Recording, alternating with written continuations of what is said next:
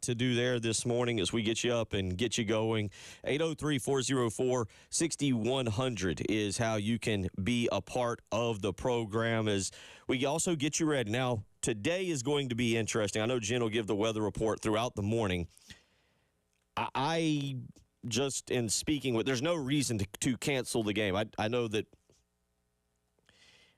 fans probably want a little bit of a heads up, and I totally understand that. If you're coming from Charleston, if you're coming from Greenville, or if you're coming from somewhere that's over an hour's drive away, you'd prefer not to make that drive if they're going to call the game. But Preston, both teams are in town.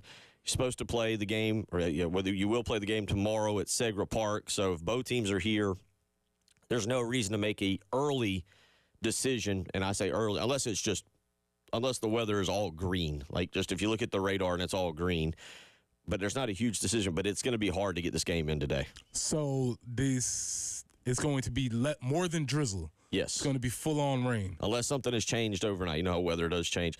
I would find it interesting if you could tweak the times a little bit and, say, play a noon game at Founders Park, and then everybody just hop on the bus. Everybody hop in your car, make the short trip over. That's a unique doubleheader right there. I don't know. I'm not going to pretend to be the baseball guru here and tell you what's right and what's wrong, but that to me would be a cool little doubleheader. Everybody play at one bar. That would take you back to the old AAU travel days, right? Yeah, that is interesting. We got a nooner. We're on Field B this time. Yeah. Where's Field B? Parents are wandering with their coolers just off, setting up chairs in wrong places. Yeah, that could be interesting. So we'll see. We'll see what happens. We'll try and keep you updated throughout the morning. I doubt we will have any information when we leave the air at 9 a.m., but we'll try and keep you updated as best as can, see if we can get a few updates from some other people that normally we talk to and just see what may happen. It does seem like they're heading for a doubleheader tomorrow. How they do that tonight's supposed to be actually no fun at all. Like, I would imagine you've played a million sports games. You mentioned basketball. Basketball's indoors. The biggest, scariest thing about indoor basketball is the floor slick, and now I'm slipping and sliding all over the place. Baseball and football, you start to worry about the elements of the weather.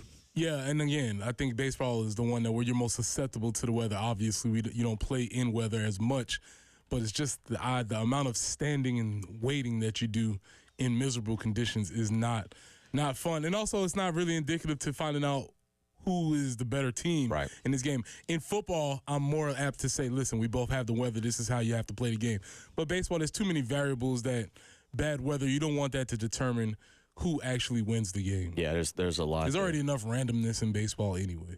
It's going to be, as a whole, a huge weekend in Columbia, as also tomorrow at noon, South Carolina and Florida over at Colonial Life Arena. I apologize. I got fairly sick on Wednesday night. Couldn't be here Thursday morning, so I didn't get to hear real quick your thoughts on the Texas A&M victory, because how you answer is what I'm going to play off on another topic that seems to be trending with South Carolina basketball. Oh yeah, a victory. Can't say it was a great victory, depending on how we're judging the team. My question is, are they developing a bad habit? There you go. And that was we're on the same page. That was my question. I was wondering as we was watching the game yesterday. So, it is a great victory. But if we're going to be judging the team as somebody who is a top 15 to /10 team, I wonder if they're developing a bad habit.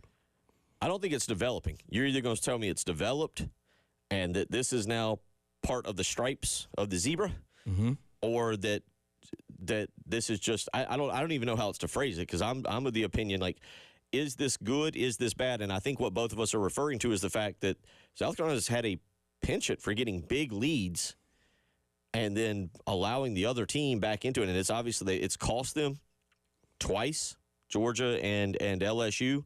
Now, with that being said, they've also trailed to, what was it? They were down, I think, 7 to Georgia, if I'm thinking correctly, or on the road. On the road, they were down and ended up winning that one, pulling away. So, my question for basketball people is, what is the number? Because 7 to my ear, that doesn't sound like trailing. That sounds fine. But anything you get past double digits, that feels like substantial lead. Well, they haven't just been past double digits. I think 3 of them have all Mississippi here in Columbia, Mississippi, Missouri, they had, I believe, a 10-point lead. That's not 15.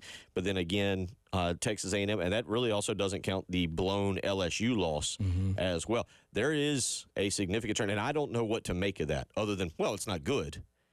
But it has to be somewhat good because you had a 15-point lead. Right. What is happening there? Right. Yeah, I don't know. That's something we're looking forward to maybe hearing Lamont address that. I'm confident that he will address that.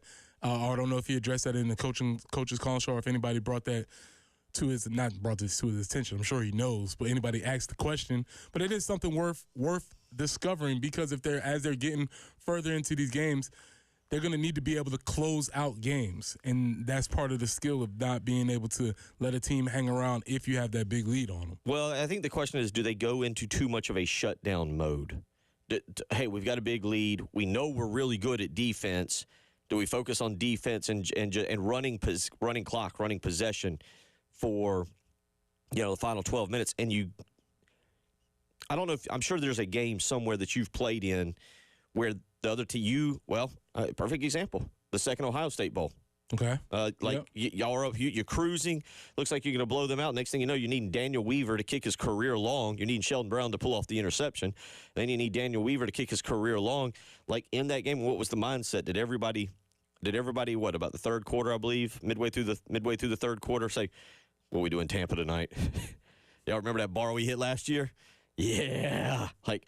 Is that where the mindset goes, or is it a coach's thing where they kind of pull the reins back and the team lets up? You can't fake desperateness. You can't fake competitiveness. And when you're up, it's a natural inclination to just relax a little bit. It's the same thing. Same thing when you have money in your pocket. You got a $50 bill in your pocket. Kids, there's this thing called cash. I don't know if you still carry it, but you have a $50 bill in your pocket or a $100 bill. You're like, I got $100. Let me just buy this. Oh, I got $87. I can buy something else. Oh, I got $43. What happened to my money?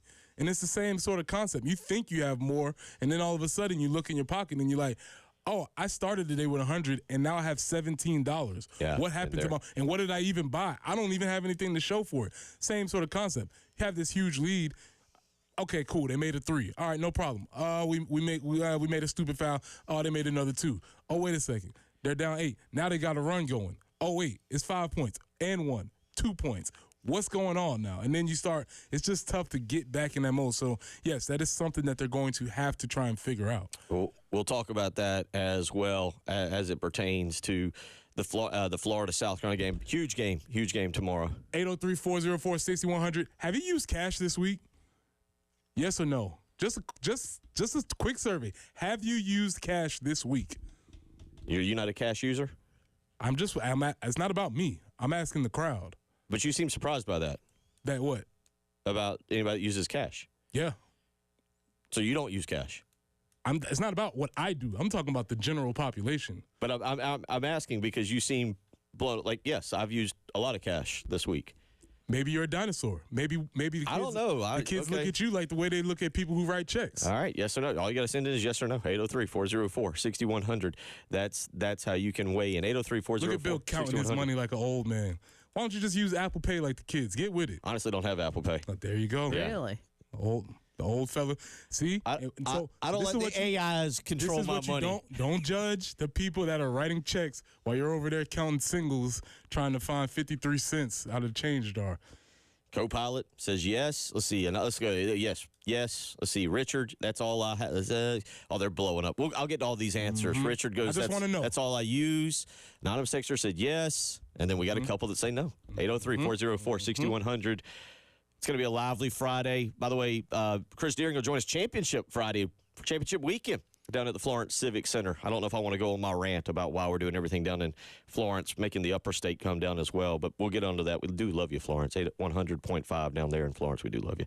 803-404-6100. You're listening to The Game.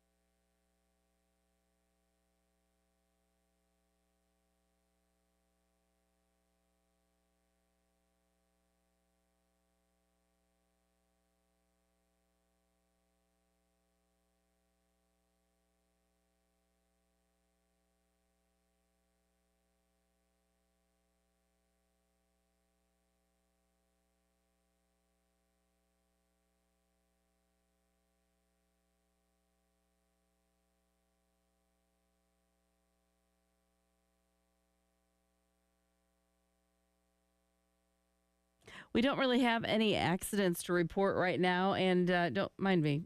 Mind you, I'm not complaining whatsoever. Hope it continues to be a smooth traffic morning. It's going to be a sloppy day out there as far as the rainfall is concerned. Gets to be kind of a chilly rain today, and could see as much as an inch of rain possible. And tomorrow warms up a little bit, 20% chance of showers, and Sunday kind of in the low 70s. And mostly cloudy. Again, about a 20% chance of showers. But today is the cooler day and the rainier day, and just kind of yuck. So yeah, great baseball weather for sure. But looking for a high today of only about 51. Right now, it's a little bit breezy yet. It's 48 on the early game.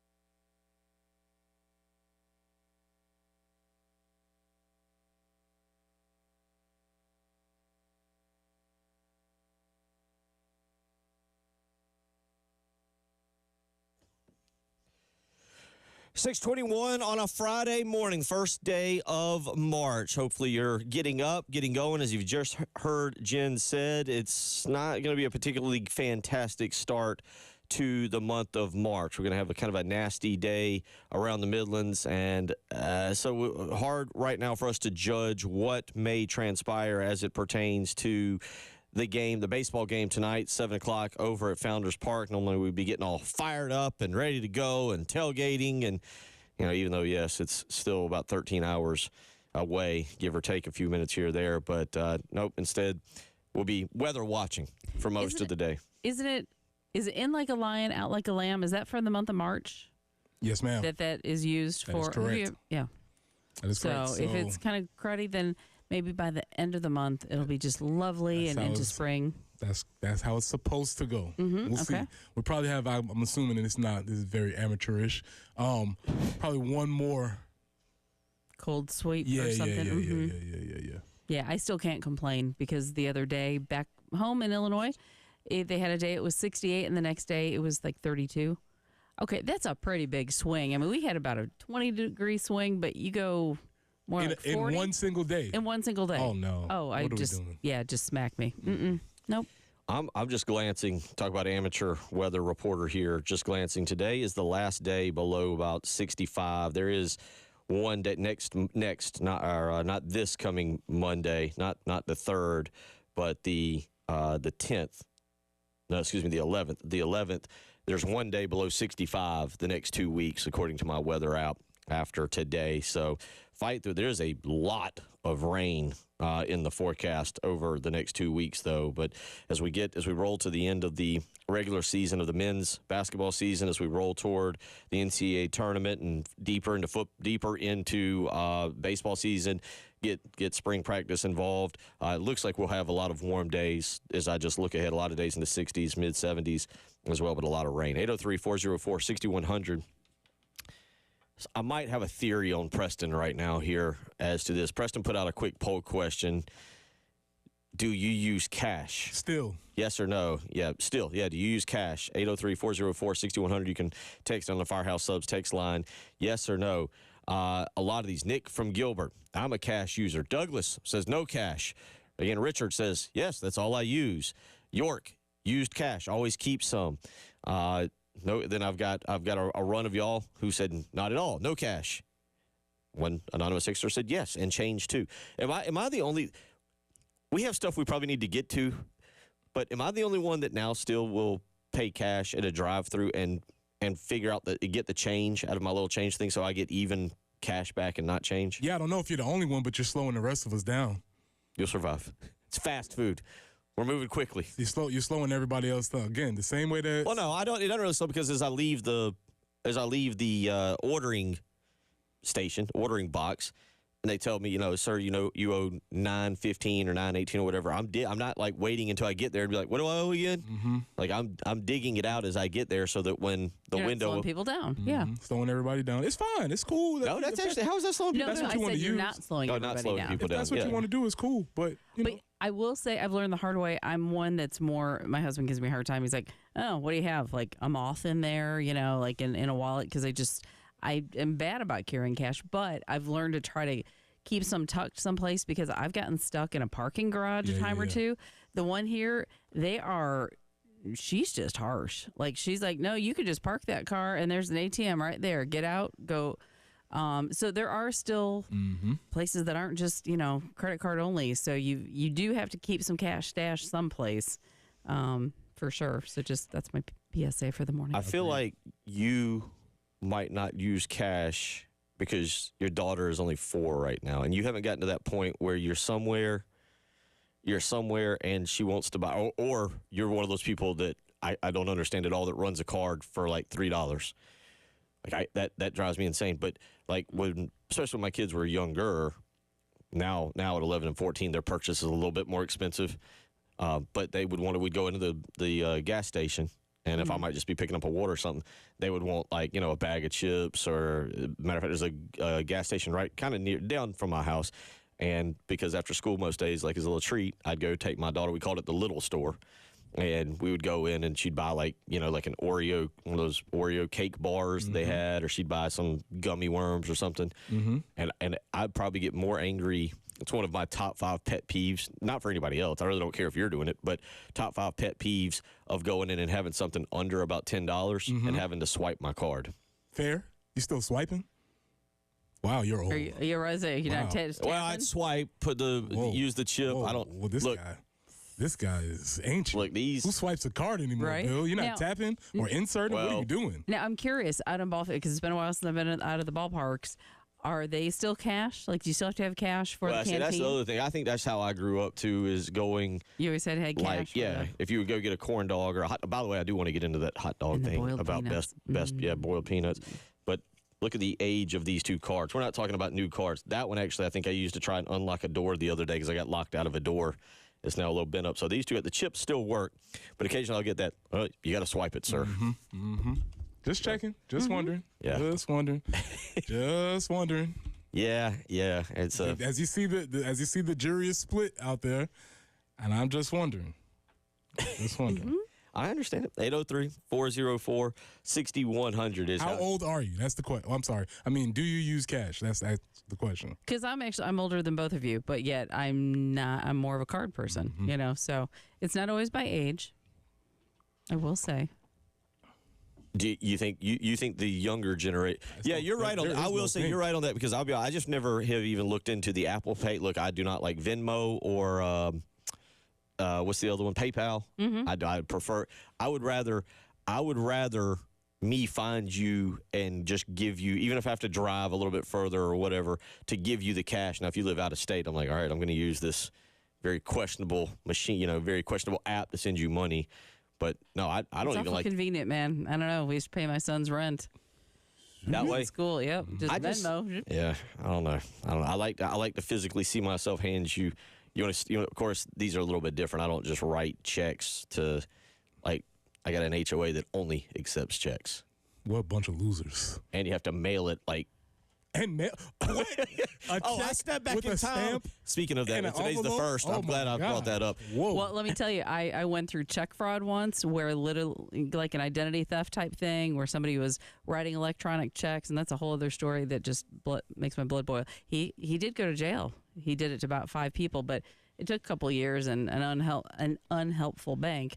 But that's when I became really skittish about checks because it's like, okay, these people are walking into one of these big box stores where apparently you don't have to have a brain and ask a question. Like, do you have some ID to buy an $800 TV? They were just letting them do it, So, Write a check. yeah, so I'm not. So, but I'm talking that was 15 years ago. So I'm not a check fan anymore. 803-404-6100. We'll come back. We'll get out to the Love Chevy phone lines. We'll talk a little bit about the new football wide receiver coach. And if you want to continue to weigh in on this, most certainly. That is a good question here, Bill. How many trips to the ATM do you make make a week? One. Maybe it just depends. It just kind of depends. I mean, look, I still use the card. I'm not exclusively cash. 803-404-6100. You're listening to the early game.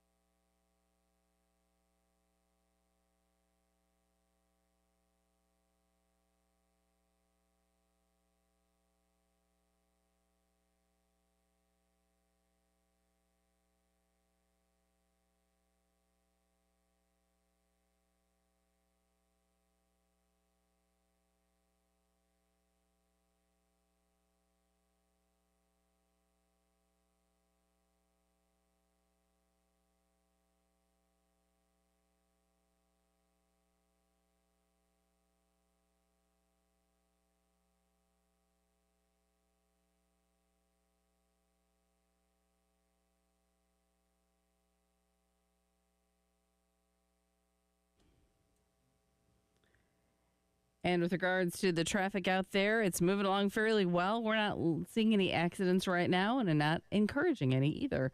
But it is going to be a sloppy day today, so just be extra careful when you're out and about. Allow a little extra time as well. And make sure if your wipers are on that your headlights are on, if you would. 51 is going to be our high today, so just not super warm, but especially when it's raining, potentially could see up to an inch of rain today off and on. And tomorrow it does warm up, 68 for the high, scattered chance of showers.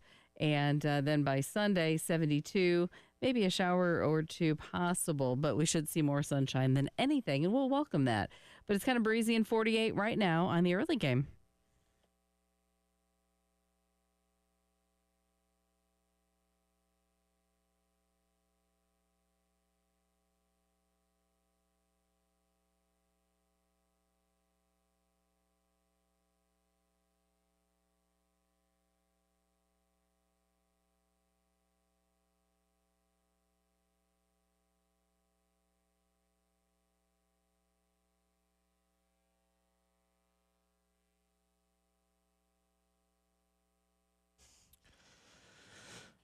.636 is a discussion has broken out on cash. Ronnie says, I'm 54. I rarely use cash. I still pay my bills by mail, but I do not use Venmo, Cashmo. I didn't know there was a Cashmo, or any other Mo's. Ronnie and I are on the same thing there.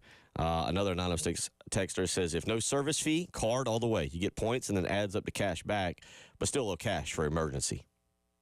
There you go. And then this is your Ernest. Founders Park is cashless, and reverse ATMs are located on the first and third base side of Founders Park. Reverse ATMs? You can put cash in. And you get a card? I think. I don't know how exactly. I think you get I think you get a card. Yeah. Like it spits you out a card. Somehow put it onto your card or a card. Interesting. Yeah, I think that's how it works. 803-404-6100, how you can weigh in. South Carolina will have a press conference 11 o'clock today to announce Mike Furry as the new wide receiver. Fury sounds better. Fury sounds better. Yeah, Fury. very much so. Mike For a lot of reasons. Furry is how I read it last night. It led with in the pronunciation F-E-R because I was hoping it was Fury, but I read the little pronunciation guide and it said F-E-R, so I went Fury is how you say it. But this is him. I'm really interested to hear Preston's take on what he says. Now, this is several years ago when he was the Bears head coach. He is at the NFL Combine. He's at the NFL Combine, Preston, and I think he is working with a group of players at a position, and it's one of those things kind of like everybody rotates, I guess, from the bench press to the 40 to the because all you see is the video, and there's a bunch of players standing around him, and this is his kind of like wrap-up speech before they go on to the next thing. Here's Mike Furry, again, talking to NFL players, and I want your take on what you hear here.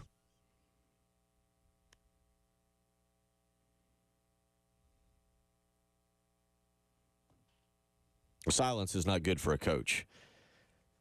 No, I just had to find which cut it was. That's all. Here we go.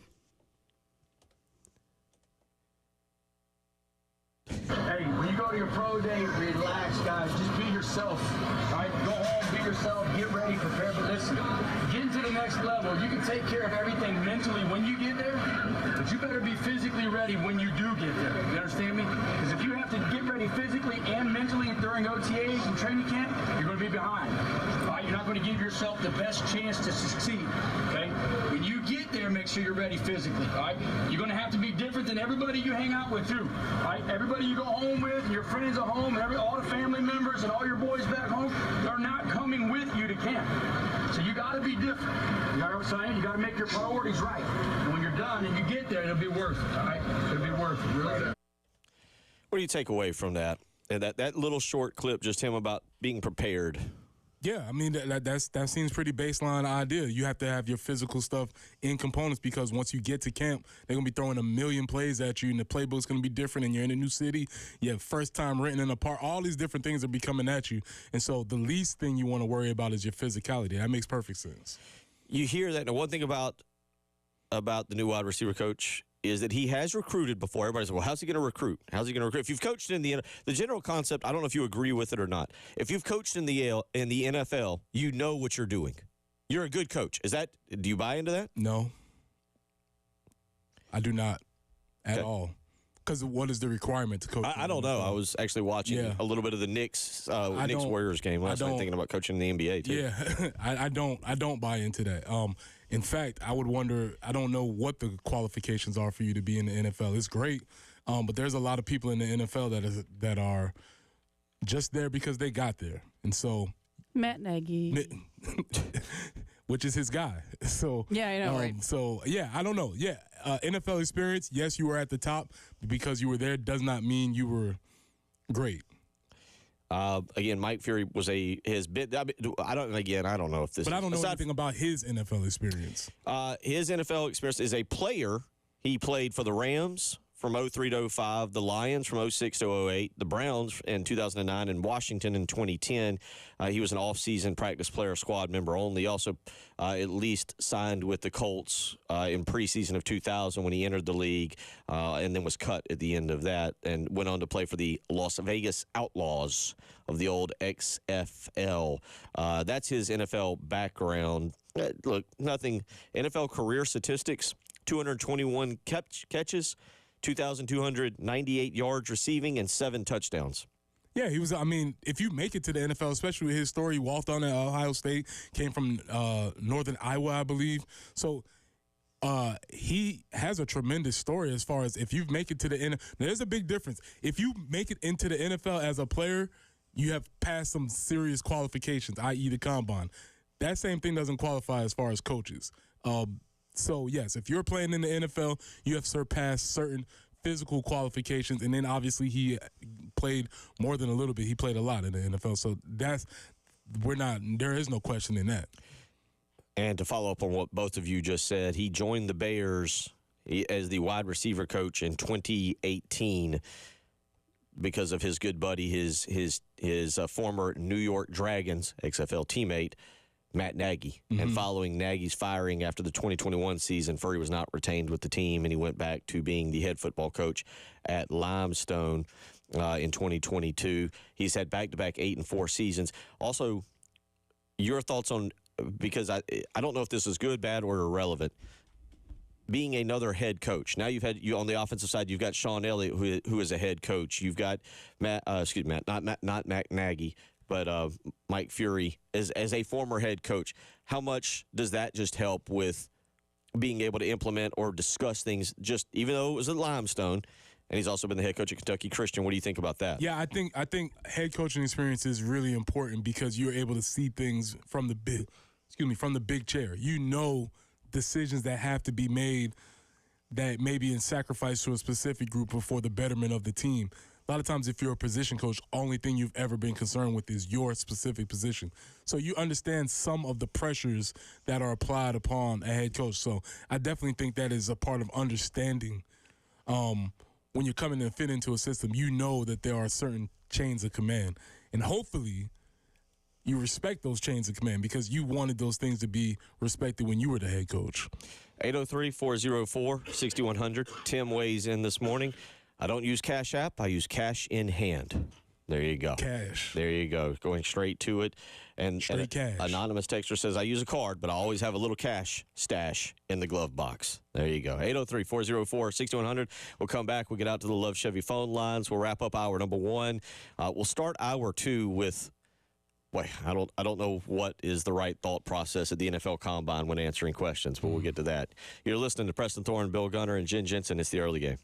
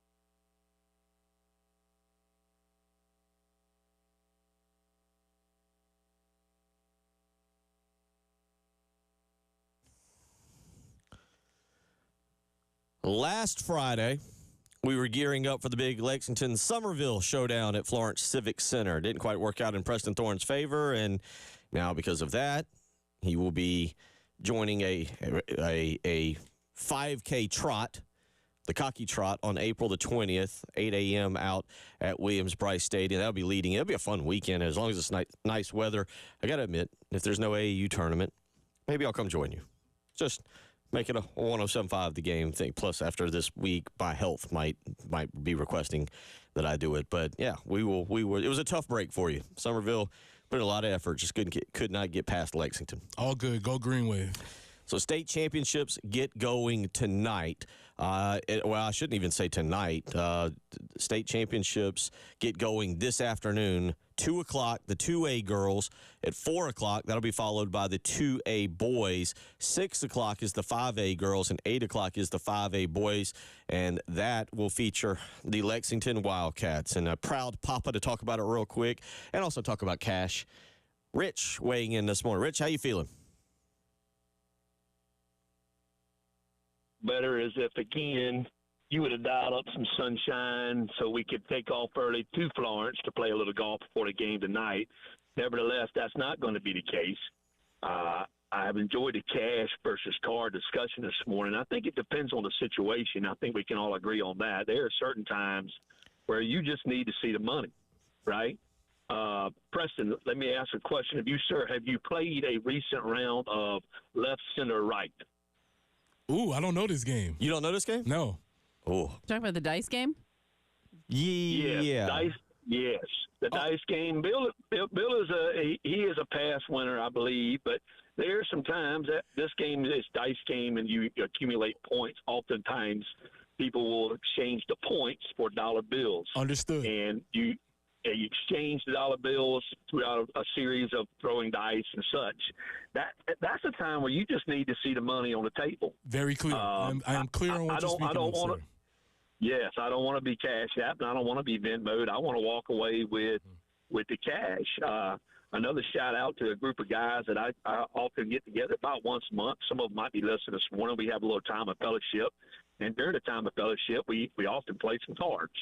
And there may be a small entry fee for the card game, and at that point, again, you want to see the cash. You know, you don't want to go to the card game and say, "Oh, I'm gonna Venmo the winner. I'll cash out the winner," because at the end of the night, you know, sometimes you may forget or you're allowed to forget. That's not the case with these guys, mine. But so you just want to see the money. Another case in point on the first tee box whenever you are about to tee off, and you know you're paying $20 a side at the end of the round. You want to see that money. So, speaking of money, South Carolina High School League, Bill touched on it. We will travel back down to Florence this afternoon to see the Wildcats take on the Burns Running Rebels. I know that it was probably a money-saving deal to be in Florence for the last 2 weeks. I hope they will take some feedback, Bill, and maybe take some of the money they've saved and put a nice backdrop there at the Florence Center, the sight lines, and make it difficult to shoot, I think, in all of the semifinal games.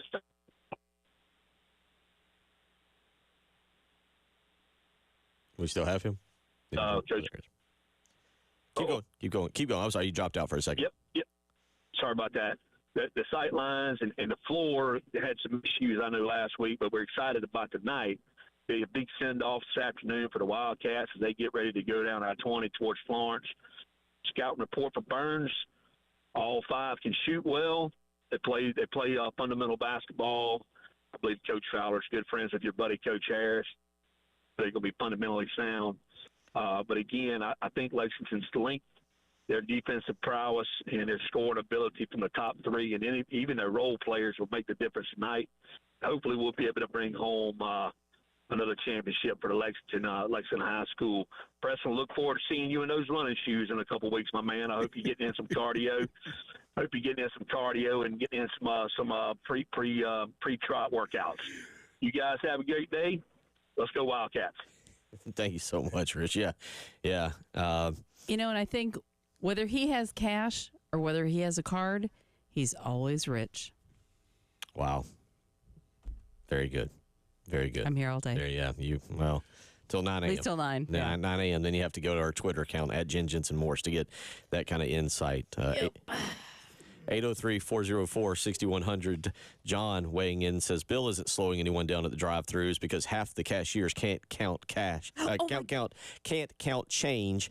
I still use cash, and my kids keep trying to get me on Venmo or Cash App or all these things.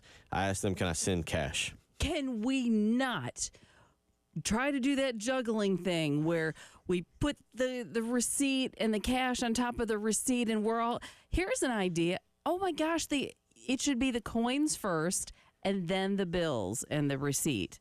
And it'd be nice if they counted it back, but I understand. Oh, I see where you're going with. You don't like it when they put the cash in your hand and then so then you don't know how to cup your hand properly? Correct. That is so stupid. Hand me the coins and then hand me the bills.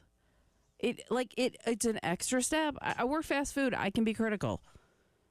Sorry, I can go down a path real fast. Fast food expert there. Then you do, wouldn't it? No? No, never. No, that was one I did not. Car wash, yes. And a car wash is one of those cash businesses. Mm-hmm. You can continue to weigh in on this. Do you still use cash? Preston asked that. Yes or no? We'll talk about that in hour number 2. Chris Deering will join us. And some sports. You're listening to The Early Game.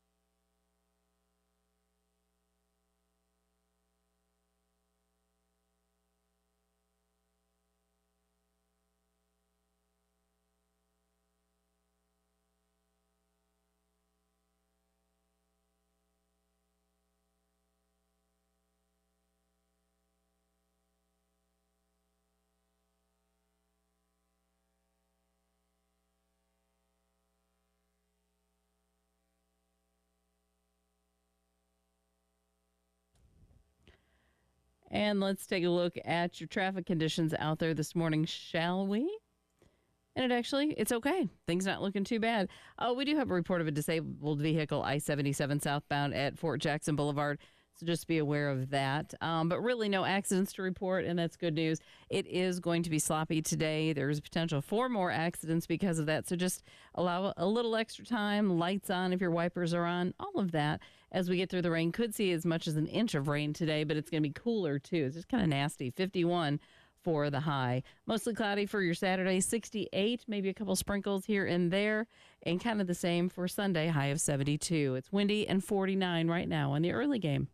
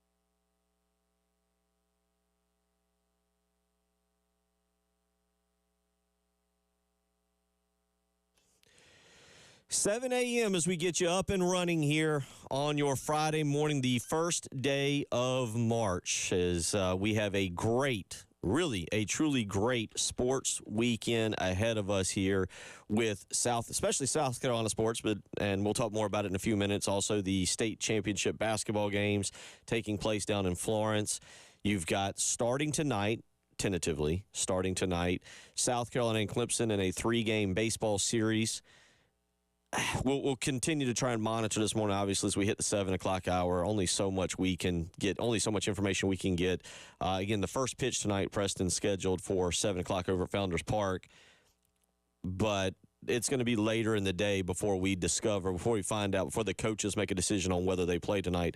Temperature not cooperating for this great baseball series, neither for the fans or for the players. I would assume if it's rainy but warm, you are at least as a player happy with that. You're not thrilled with the rain, but cold and rain suits nobody.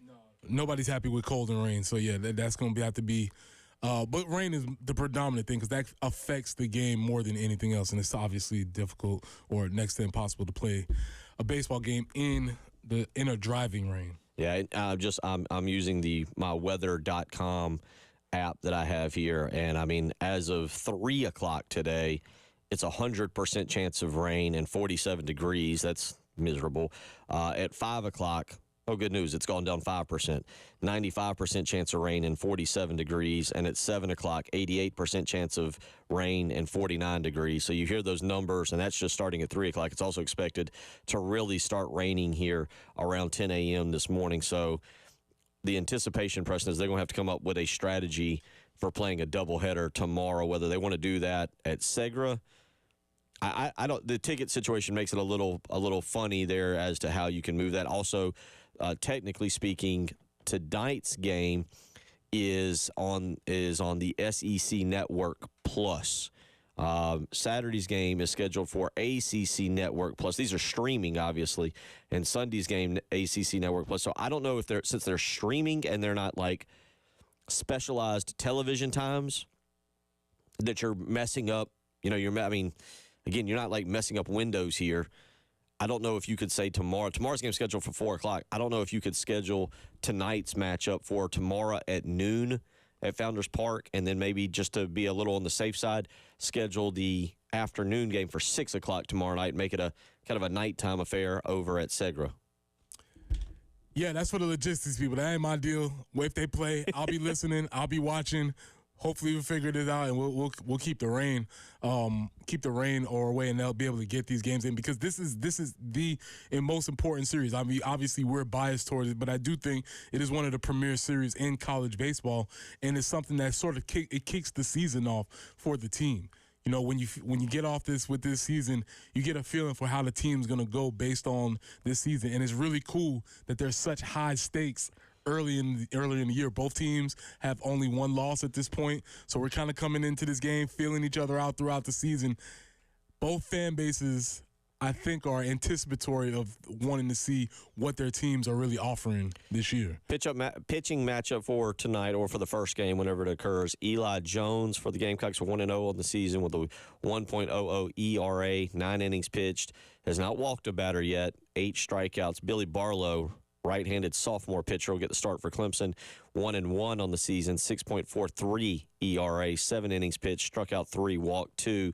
Whenever we get to game 2, it's scheduled to be Dylan Eskew, 1-1 on the season, 3.60 ERA, 10 innings pitched, 5 walks, 9 strikeouts against Tristan Smith, sophomore left-hander for the Tigers, 0-0 on the season, 3.12 ERA, 8 2/3 innings pitched, 11 strikeouts and 4 walks, and then Sunday up at Clemson. Now, talk to somebody about this. This is kind of interesting. We are just now getting to see Roman Kimball pitch. Roman Kimball's native New Yorker. The best word to use is passionate. Okay. He's got some passion. Okay. At least from what I've seen so far in 2 weeks, because, again, we haven't seen Roman Kimball prior. He's the transfer from Notre Dame. He doesn't mind sticking it to the crowd a little bit, getting a little fired up. All right. Going into Doug Kingsmore on Sunday could be an interesting experience for all involved. Yeah, so I'm very curious to see it because I'm not sure if he's seen his passion be matched by other crowds. Sure, there's been people there, but this is a different type of stadium and environment than he's ever played in. I would assume. Yeah, I'd have to go back, and I'll see if I can pull it up real quick. I didn't look in. It's not in the game notes, but it just dawned on me. He did pitch prior to his transfer for Notre Dame, and I'm not sure if he pitched at. Well, the reason I say is, and it still wouldn't be the same as this rivalry. But if he pitched at Clemson in 2022, gotcha. Like if he at least got to pitch there and see, oh, this is a little bit different than just say pitching, at Rutgers or something. I don't know how the Indiana, IUP. Yeah, going over to Pittsburgh. IUPUI. IUPUI. Hooey correct. pooey. Yeah. Even if he's been to Clemson, he's going to come back and be like, oh, they weren't this fired up when I came here last time. Yeah, they didn't care about me quite like this. Exactly. So it's going to be obviously a different story. Jen, I think we have a clip of Coach Kingston. I believe it's clip 23. Can we get Coach Kingston talking about the uniqueness of the rivalry? I believe it's clip 23. Can we get Coach Kingston? It's clip 23 talking about the uniqueness of this rivalry. Me trying to hear you and edit audio. This is not always a good thing. Gotcha. Yeah, I think I love it like most people in the state love it, and I think a lot of people nationally love it. You're going to see 2 highly rated teams with storied traditions. You're going to see some of the best players in the country compete in 3 venues in 3 cities. I guess 2 cities when you factor in where the when the neutral game is here. But it's just everything you want. It's high competition. It's big fan bases. It's a rivalry. It's everything you're looking for. So I think when it was designed years ago, they got it right. That's Mark Kingston. This is a whole nother discussion, and let me real quick. Roman Kimball. Now Notre Dame was number 6. They hosted Clemson back on April 8th, 9th, and 10th of 2022. Roman Kimball did pitch in that series. He pitched 2 1/3 innings. And again, Roman Kimball will be the Sunday starter for the Gamecocks this weekend. But Kimball did pitch 2 1/3 innings against Clemson back on April 10th, 2022. Again, in South Bend, totally different.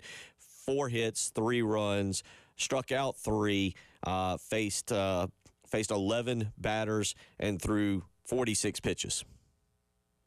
He's faced Clemson, not at Clemson. If he's a little fired up, if he's ready to engage the opposition and the other team, they'll be ready for him. It'll be a different experience. But real quick on this is unique in how South Carolina and Clemson does it as opposed to pretty much every other rivalry in college baseball. In the way they split, number one, they do a weekend series. That's different than certain teams. 2, they split it up. And I'll be dead honest, my opinion of this is I wish they did it in Charleston, Columbia, and Clemson. If it had my Charleston is a great venue, great place to go. But I'll be honest, the logistics of travel really, I don't think you can ask those kids to play a game. What is it? You wrap up around 9:30, 10 o'clock, hop on a bus, drive up to Columbia, both teams, play a game at 1:30 or 2. 4 o'clock is the scheduled start time tomorrow, but still play a game, hop on a bus, drive up to Clemson. I know kids are resilient. It just, the logistics of it, I don't know how you feel about that, being a former college athlete and being a little bit more experienced with travel, but to have that kind of travel 3 nights and play games, I just think it's a little much to ask. Yeah, you wouldn't want to put them in that situation specifically because you'd be worried about what the quality of the third game would be. Yeah. Just based on the idea of traveling, because here's the deal. You're going to play the game. You're probably not going to sleep on the bus ride home because you're going to be too fired up. And then depending on whether you win or loss, you're still going to be fired up. You're not going to get to sleep that night. You have to get up the next day. It's a lot to add. So I do think being able to stay in one location for a while is probably the better decision. Real quick, just big picture. I read an article, not that this is very similar, but I read an article on the I think it was on ESPN talking about, or CNN, I think it was CNN, about the atmosphere at a Super Bowl. Okay? Atmosphere at a Super Bowl. And people go in there because Brad says Kimball pitched in the College World Series, but you would agree, pitching at the College World Series, the intensity is the same, but not dealing with the opposing fan base. That's what we were talking about with Kimball. It's not that Kimball hasn't been in the moment. It's a little different when it's a rivalry, right? Yeah.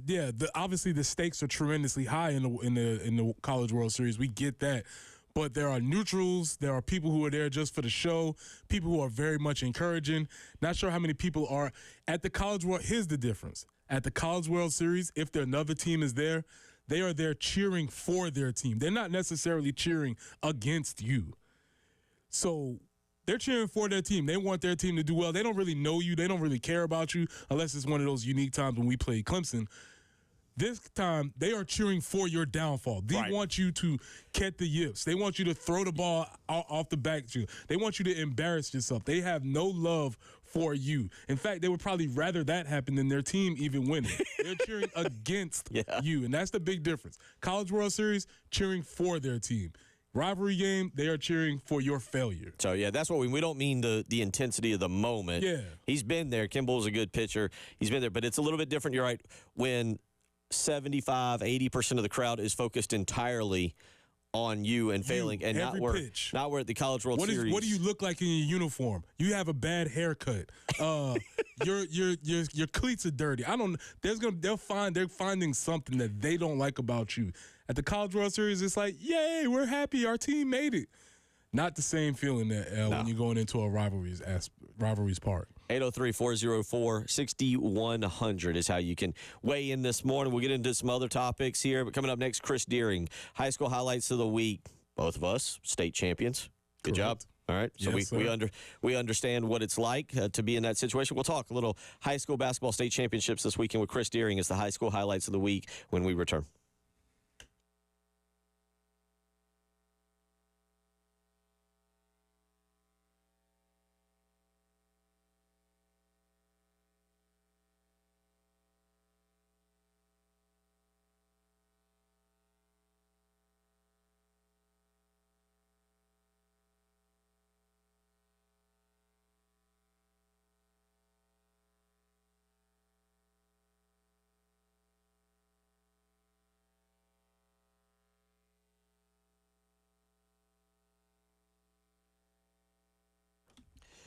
Bill Gunner here for the Mortgage Guru, Jacob Crowder with First Palmetto Bank. Jacob is the mortgage guru in this market. Trust me, I know. I have used him before. He put me in a great condo out on Lake Murray just a few years ago and helped me find a great interest rate, and I personally recommend him. One of the great things about Jacob Crowder and First Palmetto Bank is they are locally owned and operated right here in the Midlands. Jacob has local decision makers, which means quick and precise underwriting. So it's time for you to give the mortgage guru a call. 803-719-1005. You can email him the letter J, Crowder at firstpalmetto.com. If you were consider building a home, and that's never a bad idea, First Palmetto Bank has a no-nonsense construction loan to fit your needs. They've got all kinds of options, whether you're looking to upgrade, whether you're looking to downsize, whatever it is. Contact the mortgage guru, Jacob Crowder, today. 803-719-1005. He's the mortgage guru, Jacob Crowder with First Palmetto Bank.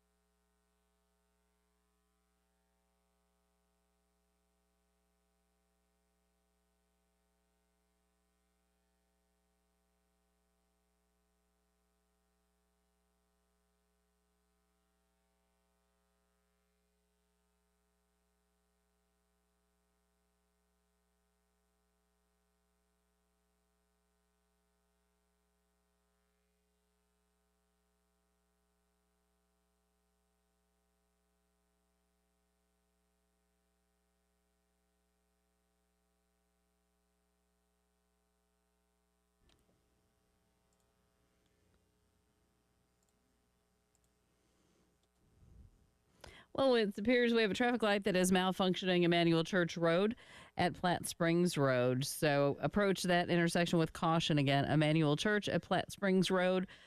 Let's harken back to what we remember from our days of learning how to drive. Traffic light's not working there. Emmanuel Church at Platte Springs Road. And aside from that, all going fairly well this morning.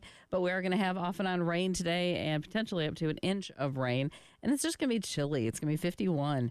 Clouds with maybe a chance for off and on showers tomorrow, 68, but not a washout like today. And 72 for the high on Sunday. Again, maybe a shower. It's 45 right now in the early game.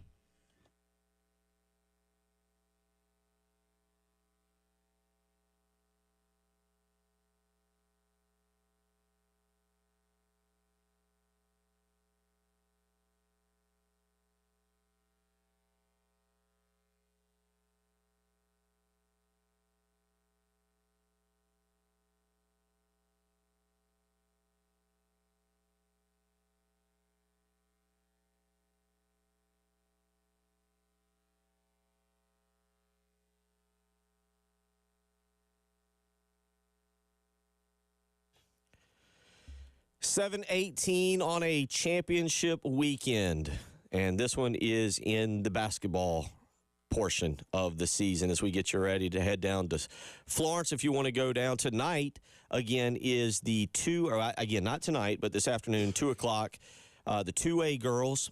4 o'clock is the 2A boys. 6 o'clock tonight, 5A girls. And 8 o'clock, the late game, the 5A boys, Lexington and Burns tonight as we get ready for all the great state championships. You remember your state championship game? Very little about the game. I do remember the experience, and this is why I just have such an affinity for Summerville as a hometown, because it was one of the coolest things I've ever experienced. When we were going to the game, the whole town lined up down Main Street. We had a police escort, and it was I get goosebumps thinking about it now because it was just a really cool experience. It looked like something out of a movie. It was awesome, and so I think that time and that experience is something that I still value very much in my life. I think we did something similar. Of course, we played on a Friday night and did everything at the school. And then a lot of cars gathered. We were, of course, traveling from Lexington High School to at that time, Frank McGuire Arena, and a lot of them lined up. And you could look out the back of the bus. I think we were going down 378 or back up 378, if people know where I'm talking about, past like Hudson's Barbecue and all that. We were coming, and it was a big hill where you could look back, and it was just cars. And it was like, as a community, we're showing up together here to get this thing done. Yeah, so it's a really, really cool experience. Joining us now, as he does each and every week for the high school highlights of the week, Chris Deering joining us. And busy weekend, man. I will not spend our time here because we're kind of limited on time this morning, but I will not spend our time ranting on playing the upper state championships in Florence. We will get to that later. But, Chris, let's start this afternoon. I keep wanting to say this evening, but 2 o'clock today, 2A. Girls State Championship. It'll be Landrum and Andrew Jackson. Yeah, I mean, Andrew Jackson has been good for a number of years, and this might be the year they finally break through and win a state championship. I know they've run into a Keenan team and a Camden team previously, and even sometimes a Bishop England team, but this might be the year they finally can get over the hump. But that one, 2 o'clock on a Friday, you mentioned that, and going over to Florence at the Florence Center, I really expect a pretty decent crowd for that game. I think both of those fan bases are going to travel well, and it should make for a really good environment. Let's go to the 2A boys, the 4A girls that'll be played. Excuse me, I've got my schedules completely off here. 5A girls tonight will take on each other, and that one, of course, Rock Hill and Sumter. Yeah, another two programs that, have been really good the last few years, but have not been able to win a state championship. And obviously one of them's going to take away the hardware tonight. But, the Sumter team, I've seen them. They're tenacious, man. They don't stop. They don't back down. And I sort of like this Sumter team in this championship game tonight. Let's jump back to the 2A boys this afternoon, scheduled for about 4 o'clock. Gray Collegiate, local team, Dion Bethea, and they take on, I believe, what you would call their sister school, Oceanside, shows up to take them on. Yeah, rematch from last year's state championship game. We talked all postseason that we thought Gray and Keenan, which played last weekend, would be really the state championship game. But I've learned a little bit more about Oceanside this week as we go into this championship game today, and they don't count them out. They have a really good squad, but at this point in the game, Deion Bethea and his group over at Gray Collegiate, I'm definitely not betting against those guys. They've done it. They've been there. Won 5 of the last 6. This will be 6 out of 7. So you can't bet against the champs. Speaking of local teams here in Columbia, tomorrow, 4A girls game, Riverside, and local team AC Flora. Yeah, AC Flora making the first ever girls championship game appearance. Really big for them. They beat a Ridgeview team this week that they had lost to twice in the regular season. So that's really big for Jacob Thompson and that group over at AC Flora. But they playing a really good Riverside team that's going to be a hard hurdle to overcome. But, they're there and they get a chance to do it. Tomorrow, 2 o'clock, we'll see the conclusion. Again, a discussion for another time. Maybe we write this down. Where do you put Joyce Edwards all time in South Carolina high school athletic, for girls? Rank her versus some of the other greats we've seen come through. She'll wrap up her career tomorrow in the 3A girls game for Camden. They will, of course, be taking on Wren. Your thoughts? Yeah, I think this is another really good game. This is a rematch, I think, from last year as well. Wren's got and her name escapes me right now, but Wren's got a really, really good player. She's not Joyce Edwards by any means, but it's gonna be. I think this is gonna be a competitive game. This is gonna be maybe Camden's obviously toughest in-state opponent this year, and that's gonna be a good game. I should be over there for that one before it gets completed anyway. So looking forward to that one. And like I said, Joyce Edwards is one of the best to ever do it in this state. We'll get into that conversation at a later date, but I do think she's one of the best to ever play in the state of South Carolina. 4 o'clock. 4A boys tomorrow night, 8 o'clock. Again, local team Ridgeview. Man, this big season, this incredible season. Do they cap it off against Riverside with a state championship? Yeah, I think this team's on a mission. We talked a couple weeks ago about them losing the final game of the regular season to AC Flora. That sort of seemed to refocus them a little bit, what the ultimate prize is, and that's a state championship. And they're playing a Riverside team, so Riverside's got both boys and girls there, so that should be a big crowd. I know Ridgeview took a big crowd over the other night. So I'm not betting against this Ridgeview team. Josh Daly's taken 3 different schools to the state championship games. He's been there. He knows what to expect. He knows how to get these guys ready. And I just like this Ridgeview team. They're talented, they're deep, and they keep coming at you. Let's talk about the big one tonight, Lexington and Burns. And I ask you this. I played on some really good Lexington teams, but I don't think anybody would have ever considered us one of the best teams to ever come through the state of South Carolina. I know there has been some discussion about this particular Lexington team. They'll get Burns. Your thoughts on Lexington and maybe pushing them back with their size to some of those late 80s, early 90s Columbia teams and how they would match up? I'll tell you, so I probably am going to favor those teams in the late 80s, early 90s. That's when I first got to Columbia. Don't get me wrong, this Lexington team is really, really good. But, they have a 3-headed monster in Cam Scott, Jackson Frontney, and Caleb Evans. Not very deep. They probably go 7 deep, 8 deep maybe. But some of those early teams, and the Eau Claires, the Irmos even, the Keenans that's been dominant over the years, the Gray Collegiate right now.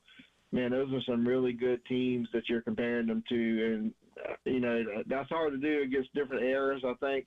But some of the names I'm gonna throw out there right now: Derek Carroll at Eau Claire, Stanley Roberts at Lower Richland, JoJo English at Lower Richland, Joe Rett. And those are some dudes right there that we're talking about, and we got to see where this Lexington team fits into that whole scene. But yeah, they're good. I mean, I think this has been their destiny since day one. I like their chances against Burns tonight, and it's going to be hopefully a good Lexington turnout over at Florence tonight. You know, a lot of spring sports going on right now. Maybe the rain washes some of that out and get some more students and more families go over to Florence tonight to support Lexington. But that's going to be a good game as well against a very well-coached Burns team. Yeah, no. And real quick, for those that don't know Burns, what can you tell us real quick about them? Lane Fowler is the coach over there. He's won a lot of games. He's won a state championship. His two sons are actually probably the best two players on the team. One's a senior, one's a freshman. I do think Lexington, if they pressure the freshman, he's the point guard. They might be able to, you know, break him down a little bit, just being so young. But that's a well-coached team. They're going to shoot the ball really well. They're not going to do anything to wow you, I don't think, but they very sound, fundamental, and they could try to play at their pace and keep Lexington, you know, off the glass and not getting out and running. Should be a great weekend. We'll recap it next week. We'll have a little bit more time next week with you, Chris, and we will recap it and start to look ahead toward baseball as well. Softball, as you mentioned, a lot of spring sports going on. Good luck traveling down there this weekend. I know you'll be all over it. Follow him on Twitter at cdeering82 is the way to do that if you want to follow all the updates this weekend. Real quick, is there anywhere that you're aware of? If people want to tune in and watch it, anywhere you know that it's streaming? Yes, the Watch 57 locally here in Columbia is part of the Sinclair broadcasting stations. They will have the games, and also you can tune into the NFHS network. As a fee on that one, I think it's about $12 it's good for 30 days, but you pay $12 and you have access to all the games. Chris, man, we appreciate it. Apologize, we're a little short on time, but we will definitely get with you earlier next week and maybe hold you over as we get ready for the baseball season and recap this weekend. Good luck this weekend. Again, C. Deering 82, where you can follow him for all the updates starting 2 o'clock today. Good luck this weekend, buddy. Yeah, thank you. Have a great weekend. Appreciate it, Chris. Take care. Chris Deering joining us. High school highlights of the week, state championship weekend down in Florence. We will get back into that Florence thing just because it was a situation where Daniel and Wren had to drive all the way down to Florence and drive back upper state championships. We'll talk about that later, maybe later in the year when we recap all of high school sports. You're listening to Preston Thorne, Bill Gunner. She's Jen Jensen. It's the early game.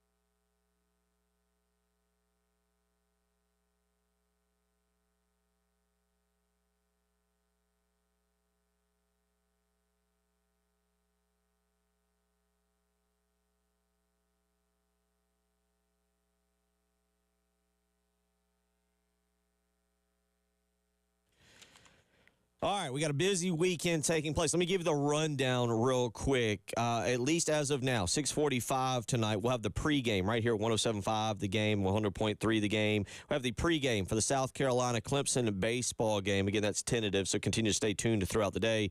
Tomorrow, busy day again, 11:30 pregame right here at 107.5 The Game for South Carolina and Florida. South Carolina and Florida, 11:30 pregame, 12 o'clock tip time. Tentatively scheduled, we have a 3:45 pregame for South Carolina baseball versus Clemson from Segra Park at 13:20 a.m. on ESPN. Follow along throughout the day. 13:20 a.m. will maybe host more of the baseball games this weekend, but a lot of fluid schedule, so follow along.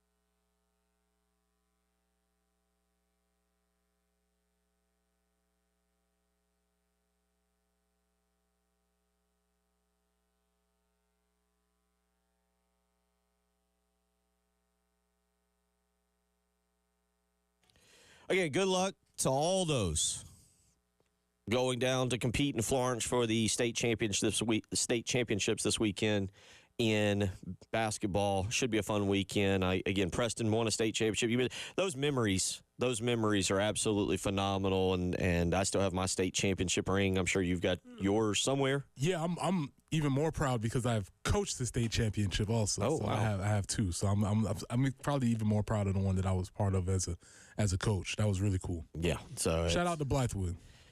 good deal. Yeah, it's look. We'll talk about it later. It's one of the reasons we love high school sports. It's still, although sometimes changing, a very pure sport. And the name on the jersey representing your hometown. One of the reasons, Preston, I don't like kids jumping schools. But a discussion for another time, another place.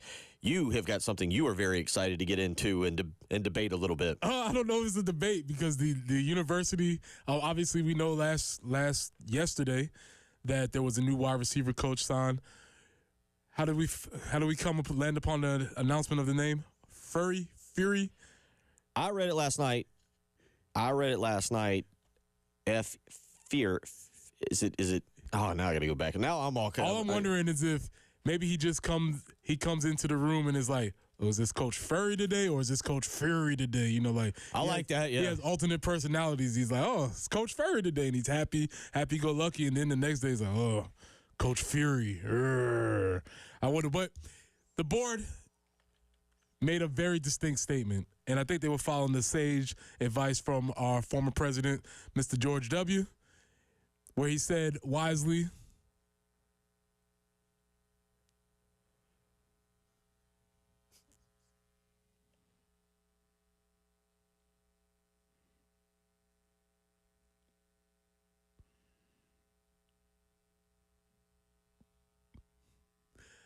the Board of Trustees has elected to not get fooled again because in Mike's contract, they made a buyout clause, which is very substantial. So not a Santa Claus, but just a different clause. Yeah, you on the roll today. There you go. Not a Santa Claus, a buyout clause. That's going to cost a lot of money if he wants to leave. If Mike Fury decides that he wants to leave within the first 120 days of the contract, he's going to have to pay $850,000. Oh. Which is very close to double of what James Coley had to pay, which was at $450,000. So the board is effectively said that's not happening again. Now, also, if he decides to leave after that 120 days, and I have it pulled up here, if he decides to leave after that 120 days, it then drops to $350,000.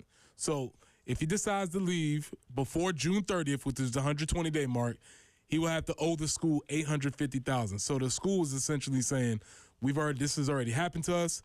Here, it happened to us previously with Mike Bobo. Yeah. You can leave, but it's going to cost you. Our Southern hospitality has been worn slap out. Yes. Yeah, I think they were trying to make a statement with doing that. The only problem with this is this, though.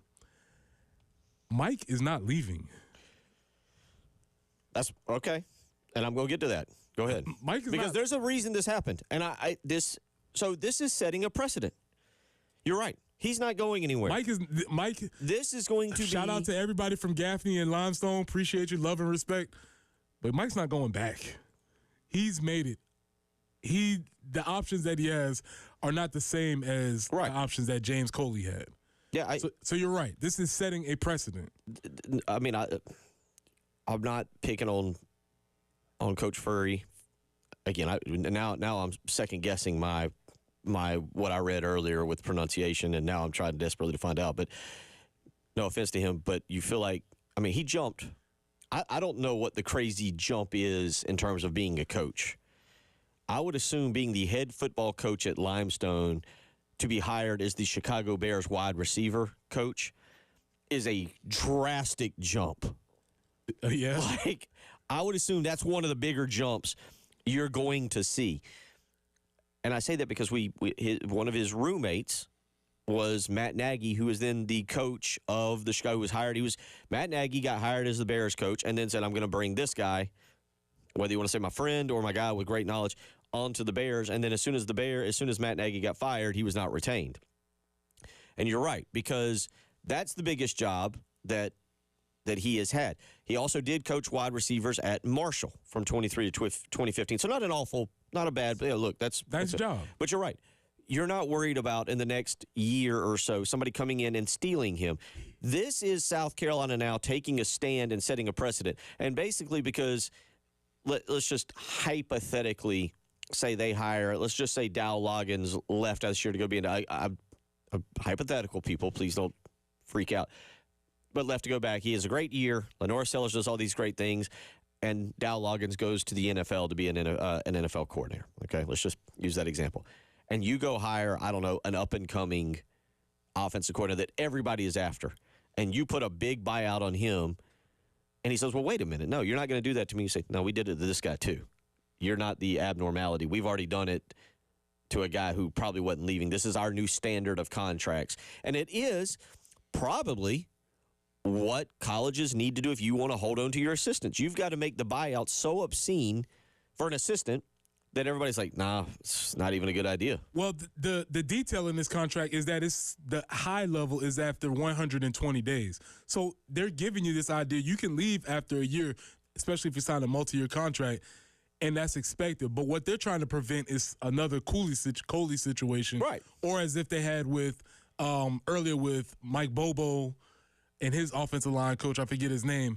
Those guys came in and signed a deal. Will Friend. Friend, and they were out the back door before the ink was dry. So they're trying to prevent that situation. And, yeah, put a big number on them. Very good. Why? And, again, for everybody saying, why can they have this big number on them? Because they are employees of the university. So that leads us to this question. If we wanted to stem or maybe try and figure out some of the player movement, all we would have to do is collectively bargain that this is an option, and then you could stop some of the player movement by putting stipulations in their contract. Yeah.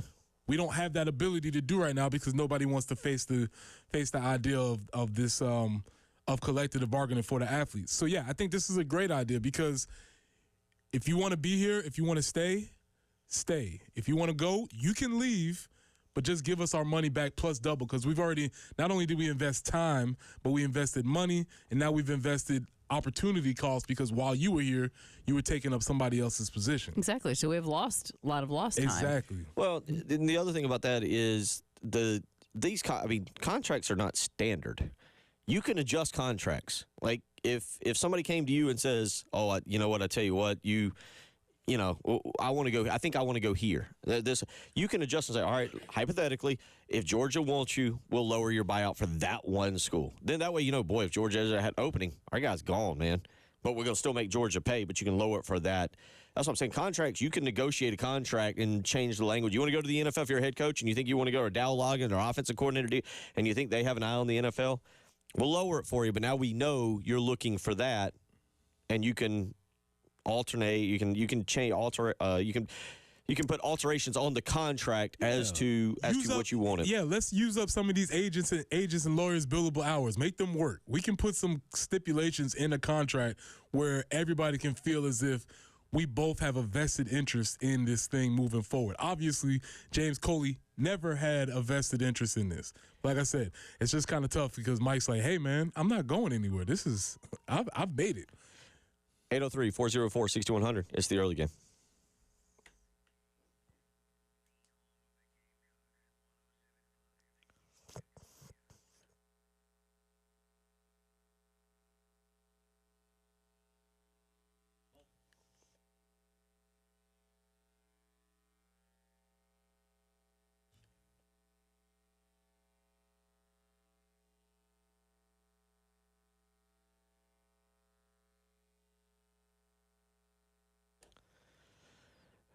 Well, if you've read the forecast, there's going to be a lot of rain today. I hope you're ready. And if you've read the forecast looking ahead, there's going to be a lot of rain coming up over the next 2 weeks. Is your roof ready to handle that? If not, or if you don't know, you better call Mid-State Roofing today. For nearly 30 years, they've been the proven leader in the roofing and waterproofing industry, and Mid-State Roofing's proven history is your assurance that their professionals at Mid-State Roofing will provide proper advice, service, and results to the needs of your facility in a manner both safe and pleasing to your operation. A lot of rain on the way. You think I need to give them a phone call today? All right, that's easy too.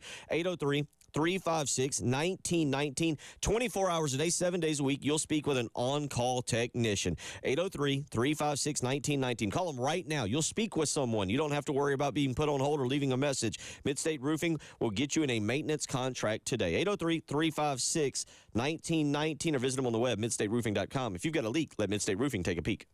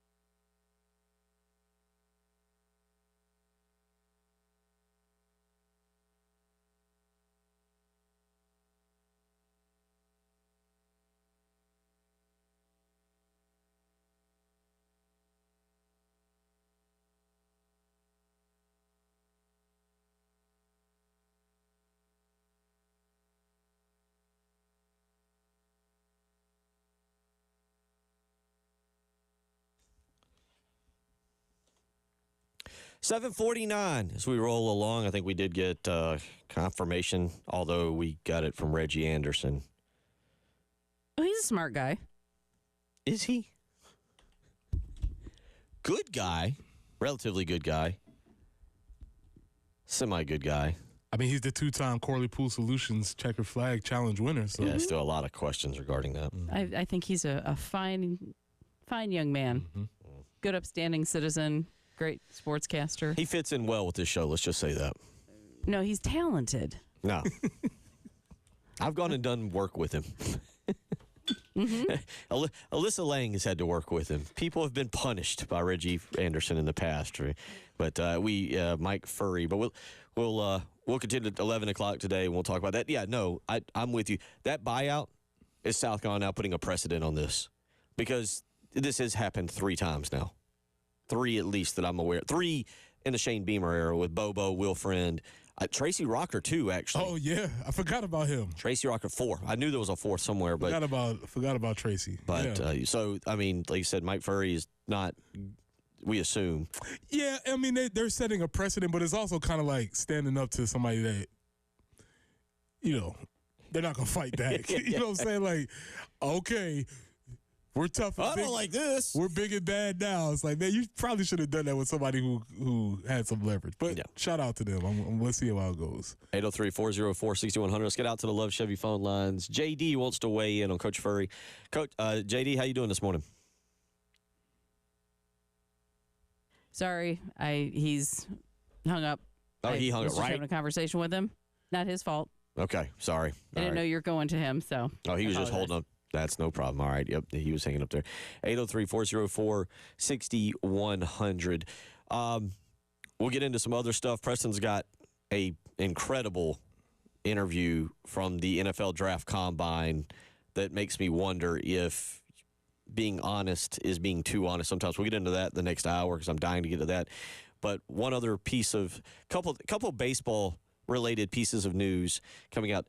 Do you two think, I'm going to start with this one for just a second. Do you two think for celebrities, especially some of the biggest baseball players in the world, it's easy to hide a marriage? I mean, listen. Maybe it helps that you don't speak the language of your locker room. Very possible. I am familiar with the story. Shohei Ohtani has, in the most recent, like in the last few months, right before the start of the season, has gotten married. And it turns out nobody knew. Like, nobody knew at all. And so, basically, even Dave Roberts, the coach for Los Angeles, is like, I'm very happy for him and his bride. As far as wedding gifts, we got surprised and didn't have much time to think about it. I'm sure it's en route. Like, basically, Shohei Ohtani showed up and was like, hey, I'm married. I don't. He didn't say, hey, I'm married, because that's not how it works. But, yeah, nobody knew. So did he he must have had a wedding somewhere and did not invite anybody on the team, clearly. New teammates. Yeah, I don't know if you need to. Well, true. That's true. But, also, if you think about baseball games, it's different than a football game. I mean, to me, there's more human interest stuff going on. Like, we pan to Correct. Taylor Swift and we pan to whoever is another famous girlfriend or something like that. Like, I think you tend to go to that more in baseball, even though they do have the time. They could do that. They really don't. Yeah, he basically. So you wouldn't see his girlfriend, fiance, is what I mean. Ohtani is 29, but he has done about as good as anybody, I think, ever in professional sports of keeping his private life private. Well, I think this is a very much a cultural thing, right? Because he's Japanese, and for him, he's very much of the standard Japanese culture, very traditional, very much private. I just don't think displaying all of my business on social media is very high up on his priority list. We just found out, because what we found out over the summer was that he had a dog, and he was sitting there with his dog. Everyone's like, who knew he had a dog? So, he just kind of lets us know. And the announcement was really issued because it was, again, very standard. It's like, I would like to present the world to my bride. She is beautiful. We plan on living a long life together. And that was it.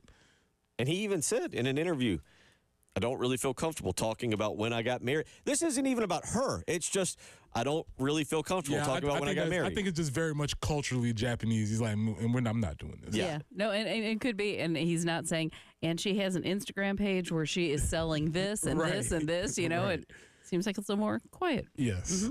He said that the marriage didn't affect how he treated free agency.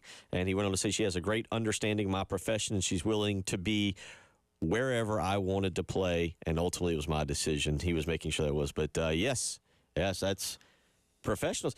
And I will get into this next week because there's a really good article. I got to go back and look at it's a spinoff of The Athletic, but it's about LeBron James and Bronny James. And is LeBron James part of the fault for what is happening to Bronny James? Yeah, we touched on a little bit of that. We touched on that a little bit, yeah. Okay, yeah. 803-404-6100. You'll want to hear this NFL Combine story. It's something.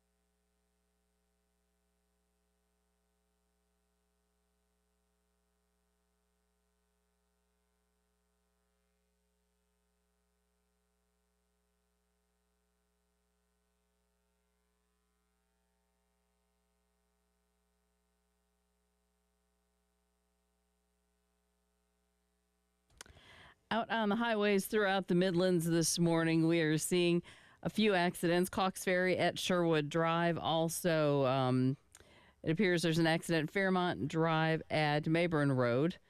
Gervais at Hughie in downtown Columbia. Also, Highway 1 near Clemson Road. I-20 eastbound after Broad River Road also have a report of an accident there. And traffic lights continue to malfunction. Emmanuel Church at Platte Springs Road. So be careful out there today. It is going to get sloppy. It's only going to be about 51. We'll have off and on rain, potential for an inch of rain or so. 68 tomorrow with maybe just a couple scattered showers. 48 right now.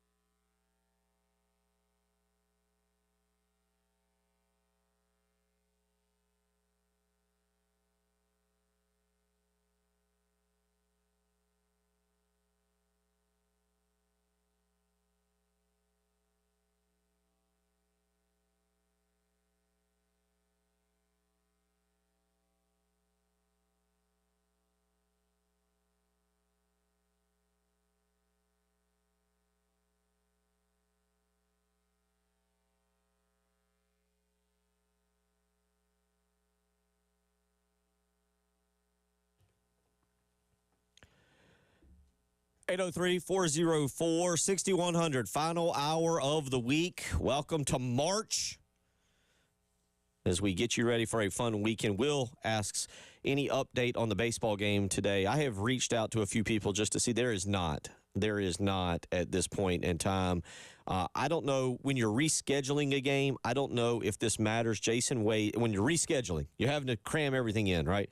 Jason weighs in and says they won't reschedule a noon baseball game tomorrow at the same time as the basketball game. Many fans are trying to attend both, and they lose gate money.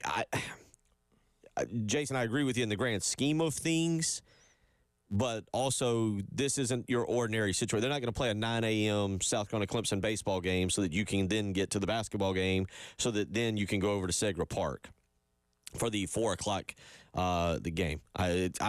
I would agree with what you're saying. It's just they're in a time crunch here, and you're not going to be able to wait until, say, 3 or 4 and then try and play a double. I don't know how they do it also with the gate money as it pertains. If it was at one ballpark, I would understand, right? You would understand if it was at one ballpark, Founders, and not two, Founders and Segra. So they're in a little bit of a crunch on that there as it pertains to what time it could end up being.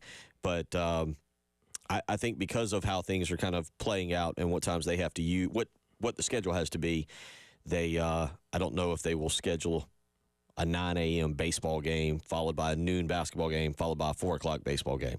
You want as much as you can get, and you want the atmosphere to be everything it can possibly be. Yeah, we'll see. It all depends on their priorities and what the weather's going to be like for the future. So we'll see what they end up deciding. 803-404-6100. Jason weighs in. He says, I agree with that. He says they won't schedule a game on Saturday at all is my point. And he said they are likely working on a midweek option later. That, again, I don't know how you do that because I don't want Clemson to have a home Sunday game with that atmosphere. I know weekdays are a little bit tougher to get to. Doesn't mean for a Carolina Clemson game it won't be packed, but who knows? We'll see. I have reached out. We're efforting just to see if anything pops up. Obviously, here at 8 o'clock in the morning, still a lot to decide. And with both teams being in town, can't believe that we'll get a early decision on that. Even with the forecast calling for basically rain all the way through the day, starting at 10 a.m. 803-404-6100. Also, just from last night, Preston Thorne, the women go out and just do what they do, just absolutely dominate Arkansas on the road But not at the beginning of the game. Well, the game starts 0-0. Well, it does, but I mean, Arkansas had a lead for a little while. Briefly. So there's two trends. With the women's basketball teams, it seems they're off to a slower start. Yes. And it seems like the men's basketball team, they're not able to finish these games. And so who knows what's going to happen with the women. You just don't want to get caught in a situation where you get off to a slow start and then the other team gets some confidence in themselves and they start making silly shots and now you're in a real ball game. So that's something to watch for. We'll talk about the men's game coming up in just a minute. But, yeah, 26-22 at the end of the first period, but then it was 47-31 at halftime. And South Carolina rolls 98-61 last night.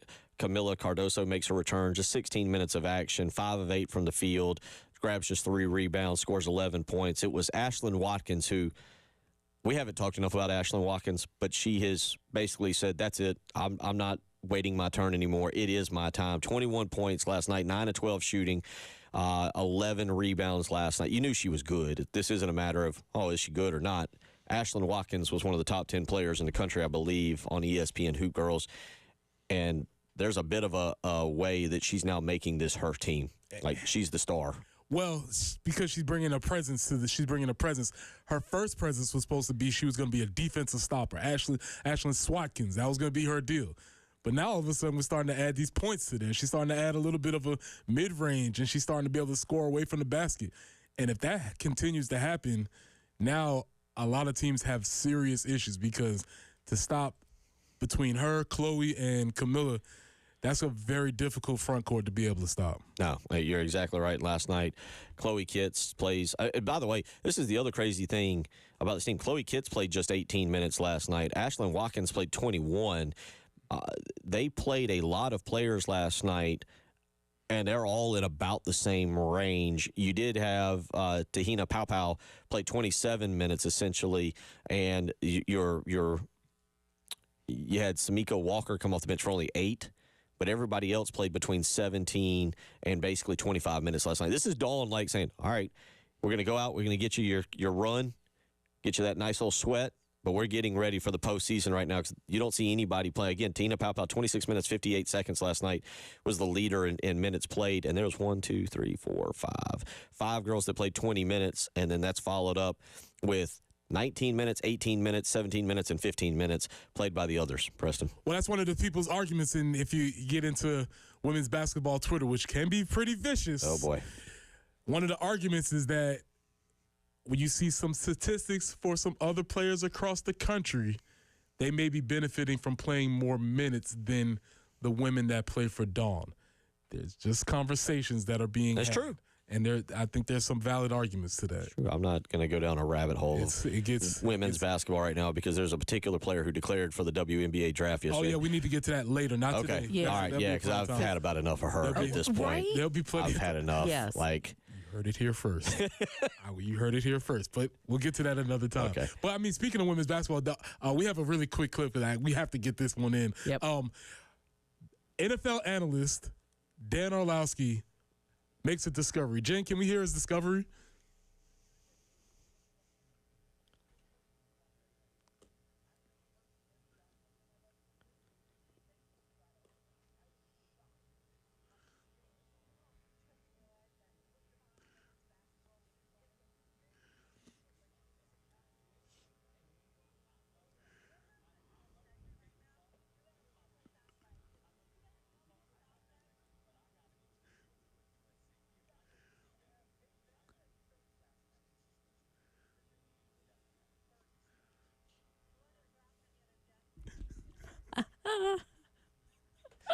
Love it.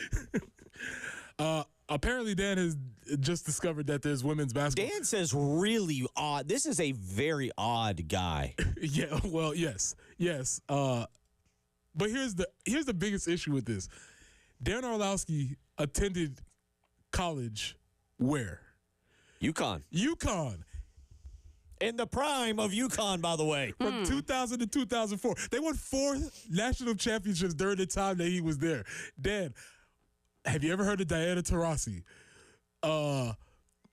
Also shows he's not a university player. 'Cause you're the first UConn game first women's UConn game. Like, you would think in 4 years, somebody would have been like, hey, man, UConn's playing, the women are playing tonight. We should go over there and, just check them out, hang them out. How many games, how many games run? It's over 100 and some odd games of being undefeated. Like, really? You didn't hear about anything when you were in school? There's a woman named Sue Bird. You ever heard of her, Dan?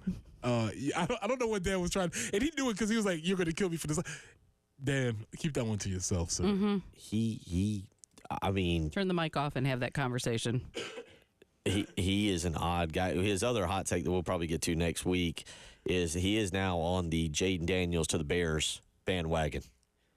That's the thing. He had quite the rant yesterday that the Bears should draft Jaden Daniels over Caleb Williams. I'll get that audio next week, and we'll come back and play that and let you think about that. Speaking of the NFL draft, we'll get to that coming up here later on this hour and some interesting things. Quickly, tomorrow, noon game. We'll talk more about this also coming up as we kind of roll through the hour. Tomorrow at noon, South Carolina and Florida, Preston Thorne. South Carolina and Florida. South Carolina will host an event for the first time since 2017. Do you want to guess what that event is? How tomorrow's game is the first time since 2017 something has happened at Colonial Life Arena? Well, I don't know. Tomorrow will be the first time since 2017 that two ranked teams on the men's side have played a basketball game at Colonial Life Arena. Number 18, South Carolina, again, according to the AP, top 25, and number 24, Florida. The last time South Carolina hosted a ranked versus ranked matchup came on, let me go back to this, where's the date on this? Came in 2017, January 18th, 2017. Know who the opponent was? Florida. Oh, okay. Well, to be clear, the reason why we haven't been hosting ranked opponents, Yeah. there have been ranked people coming into CLA, let's say that. Yeah. Let's It's the first ranked versus ranked matchup. I remember that game. South Carolina won 57-53, but that was the last time that South Carolina, as a ranked team, hosted another ranked team. And based on how you just said that, last night when I saw that stat, I was like, let me check that. And then I thought, wait, South Carolina have been ranked since 2017. Yeah. It was kind of one of those dumb thoughts in my mind of like, oh, yeah, I don't need to look that up. Nah. I know they hadn't been ranked. So tomorrow at noon, again, it'll be number 18 South Carolina hosting number 24 Florida. No reason it has already been listed as a sellout, I believe, is what I saw on Twitter. No reason that place shouldn't be absolutely rocking at noon for that game. It's a big one. And again, we've asked for this, we wanted this, and now we're at a time in the season where these games matter. Their intensity, their seeding at play. And both teams can sort of just go out there and lay it out on the line because both teams are playing for a higher level seed as they move into the tournament time. So this is fun. 803-404-6100 is how you can weigh in. I tell you what, we'll take a real quick phone call on that women's stuff and come back and get to some other stuff. I do want to get a little bit more into the South Carolina basketball game as well.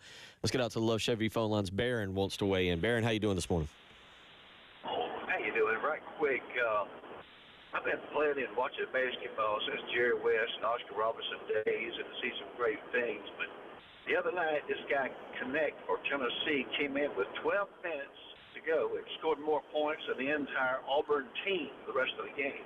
I've never seen a show like that, an exhibition put on. And I watched Pete Maravich in person and all this stuff. But the 12 minutes played, he usually plays about two-thirds of the game because the coach takes him out so the players won't be standing watching him, he said, instead of playing ball. But I've never seen a guy come in and hit 4 or 5 threes in a row, just take over, hitting them from half court, looked like. He was shooting from everywhere. They had 3 men at one time guarding him. They were double-teaming him all the time. 2 men was picking him up. If no one saw those last 8 minutes of that game, especially the last 3 minutes of that game, you need to go back and watch that. I've never seen anybody took over a game and play that great. And he may never do it again, but he got 39 points, and he was sitting on the bench with 12 minutes to go, and the coach said, go in, because it's really nip and tuck. Auburn was playing their usual dirty self, holding like they did Carolina. I'll get their hands on the players and all this stuff. He came in and started jumping up and shooting. And it was something else. I don't know. You guys probably know more about it and watch the game than I did. I didn't want to just put that in. It's not the minutes he played, but it was unbelievable what he did that night. Thank you for the phone call, Barron. Yep. I didn't see it last night, but I saw it when he did against us, and he pretty much put on a very similar display towards the final minutes when we beat and won Tennessee. This kid is very good, and he can take over a game whenever he wants to. 39 points on Wednesday night against Auburn. 39 points in 33 minutes, 12 of 21 from the field, 5 of 8 from three-point range, made 10 of 12 free throws. Dalton Connect we have not appreciated that story for what college sports is for what college sports is, where one and dones or the elite athletes are. This young man transferred again from northern Colorado, and has absolutely been something incredible. We'll talk more about that maybe next we week. Saw a little bit of that against us. Well, we'll see. We'll actually talk about it next week because guess who comes to town? Tennessee. Gotcha. Shows up here in Columbia. To which my buddy Stephen weighed in and said, "When was the last time South Carolina hosted back-to-back top 25 matchups?" I'm going to go with 96, 97 or in that area. 803-404-6100. We'll do a little bit of message board mayhem. We'll also get into a little bit more of the South Carolina Florida basketball game. And again, maybe one of the oddest answers ever at the NFL Draft Combine in some of the questions. We'll let you hear that. You're listening to the early game.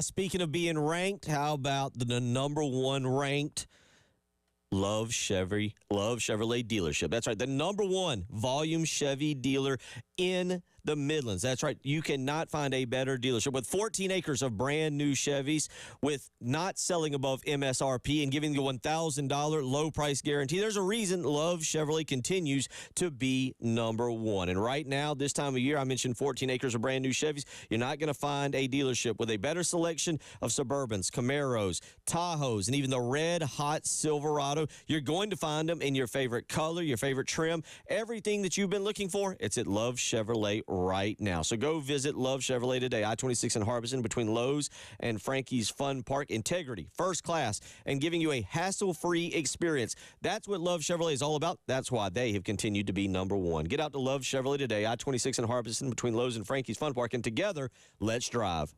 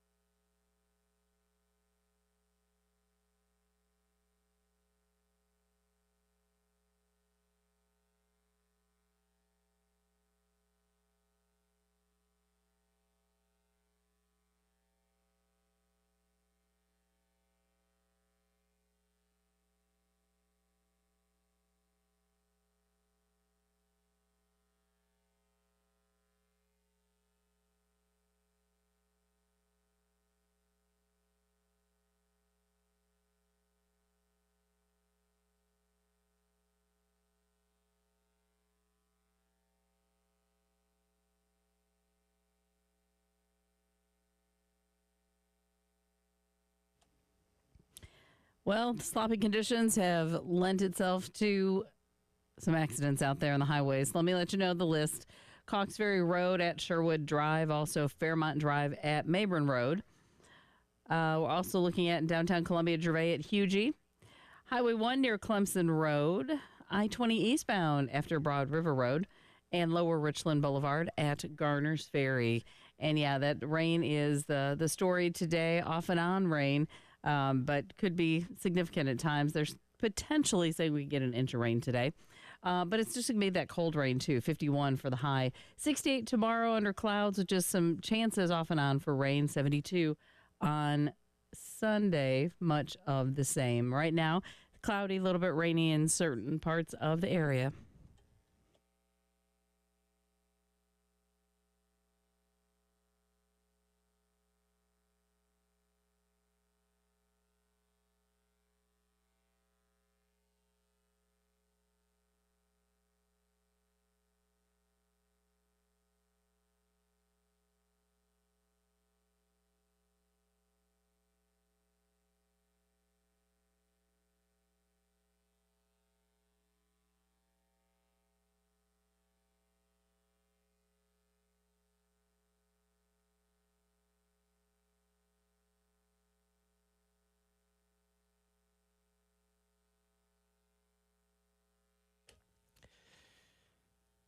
Eight zero 803-404-6100, how you can weigh in if you want to so choose to do so this morning. Message board mayhem, where we take the best of the best from across the country, because message boards are a place, Preston Thorne, where people can vent and say things, that may or may not be true. They may or may not mean them. And we'll start with yours, where Mississippi fans are not pleased right now with Chris Beard. He has to have something in his contract about behavior. I've never seen him so calm at officiating and the players before. He's normally a fiery, upbeat guy. He seems to be checked out on games at times. Rarely does he get into it with a player like he used to. It's just strange. That was a dramatic reading. But here's the real sad part about this. As I was reading it, I had all intentions of making fun of this guy, but then I realized I felt the same way about Will Muschamp when he was here. I was like, I wanted Coach Boom. Who is this dude with glasses on the sideline with readers and reading behind his paper? I didn't like it either, so I was getting ready to make fun of message board genius guy, but actually I felt the same way at one point. So you understood the feeling. I get it. Did it ever lead you to feeling that if you should go and post it, of course, you're a little different, a little bit more of a public figure, but that if you ever went and posted it on a social media site, that it would come to fruition? Fire up the burner account.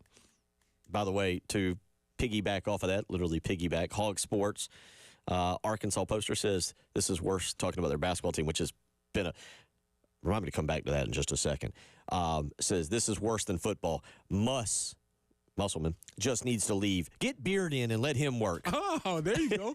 Oh, that's perfect. What isn't it? So let's see. We've had Brad Burnell getting for Cal, and now we have Chris Beard, who one side says he's too calm, the other side says we need him to come back. Get that guy over there. Perfect. Get that guy over there. All right, let me give you one other, but let me ask you first. And fan base, the most annoying fan base that wants their team back. Now let's start this. Tennessee has kind of come back. Okay. Texas has been in a playoff. They've come back. Okay. I don't know what we deem Southern Cal. Obviously, they were not back this past year. Nebraska, Florida State has come back. Yes. But let me, of the schools, and there might be another one out there, that were relevant, that were really good in the 80s and the 90s, early 2000s, that were waiting on to come back. Which fan base is most annoying? Ooh, that's a good question. There's one I left out. It's the U, obviously, right? That's clearly the. Is that the most annoying fan base for we're back? Yeah, because I think there's a concentric circle between like the U and Cowboys fans. They're very, very similar in thinking that they're way better when glory days have passed long ago. From Kane Sport, this is Brooks Berlin, very play on Brock Berlin. Who the bleep is FSU, and why do they continue to be named? After one or two one or maybe two good seasons seriously, the upswing Mario is about to take this program will bring us back into the conversation. It's just stupid to continue to listen about Florida State. And that's backed up by another poster who says the whole world knows Miami is coming and they're scared. The last thing the big and bad SEC wants is to share big money with Miami. I feel that poster's pain because I, too, have been in a state where a team was dominating my squad and didn't know how to feel about it. So I understand the pain of how you want to lash out when the other team is in a way better spot than your squad. I get it. 803-404-6100. You can weigh in a little bit of message board mayhem on that this morning. Just kind of talking about the South Carolina baseball game against Clemson this afternoon. Just some indications that if there is a rainout, it is more likely that both sides will work on a midweek game. Again, a lot of fluid, it's a very fluid situation, but just kind of some indications from people this morning that I'm talking with that say that if there is a rainout, it would be more likely they would explore midweek dates for making up the Founders Park game. Tomorrow should be perfectly fine. Up at Doug Kingsmore should be fine, but this game particular this afternoon, just some indications from people this morning that we're kind of staying in touch with right now, is that if this tonight, 7 o'clock game, is indeed postponed, which unfortunately you look at the weather report and you're kind of like, how in the world are they going to get this thing in? But just hearing that it is more likely they will explore future midweek dates. So we'll try and keep you updated. Obviously, I know a lot of you have tickets. LaDonna weighed in and asked this morning from a curious Gamecock ticket holder. Wanted to know kind of what the plans. And I do understand. I do understand. So we're trying if you're traveling, to keep you updated. I know Jay, Terry, the noon to 3 show probably will have more information as we get past lunchtime, and then Jay will have plenty. But just speaking with people this morning that have more knowledge of the situation or monitoring it, it does appear that right now, if the game tonight is indeed postponed, no word on if it is postponed. So continue to stay tuned. If it is indeed postponed, though, it will be likely a midweek game that will be explored. And again, keyword there, explored as well. You'll have to work around both teams' schedules. But monitor the weather today. Again, it looks nasty, Jen. I think it looks like rain is moving in about 10 o'clock. And we'll it's already raining in Lexington. And okay. Again, it's just going to be a cold rain. Like, it doesn't get any higher than 51. This is like, we'll write you a note. Just stay home. Yeah, this is... Get some chili, get some slippers. I will admit, this is one of the mornings as we hit 8:28. This is one of the mornings where, like, if I woke up after kind of a nice Thursday night out in 5 Points in college, and you looked outside, and you're like, nope. You had an 8 a.m. class. Yeah, nope. Off Friday. I'm taking Friday off. Not happening. Yeah, I understand that. So stay tuned here throughout the day. 107.5 The Game. Obviously, 100.3 in Myrtle Beach, 100.5 in Florence. We'll keep you updated as we will try and get the information as quickly as possible to keep some of y'all with tickets from having to make the trek. Coming up next, we got to get to this combine. Combine questions. When do you say something that you shouldn't just have said? There's the old saying. The old saying is, keep your mouth shut, and we'll think you're a fool. Open your mouth, we'll know you're a fool. And, man. Also, for Texas Tech, this does not speak well to their educational system at all. Taking the student out of athlete. 803-404-6100. You can trust me, if you haven't heard this, you're going to want to hear it, and then you're just going to want to shake your head. It's the early game.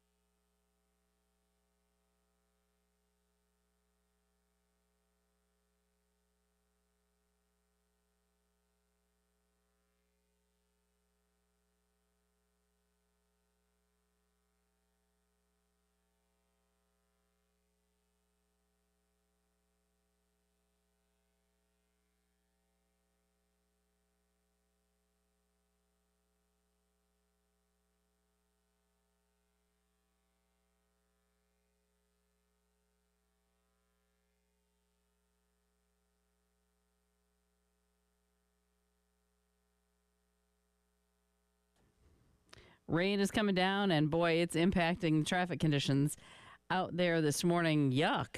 We're talking Coxbury Road at Sherwood Drive, also Fairmont Drive at Mayburn Road. Highway 1 near Clemson Road, still working on that earlier tie-up. We now have one in Malfunction Junction, of course, I-20 eastbound at I-26. I-20 eastbound at Broad River Road, an accident there, and Lower Richland Boulevard at Garner's Ferry. Rain is going to continue throughout the day. It's going to be a cold rain at that, only a high of 51. 68 tomorrow with some scattered showers possible, but not a rain out. 72, kind of the same. And right now it's raining and it's a little bit windy. 48 on the early game.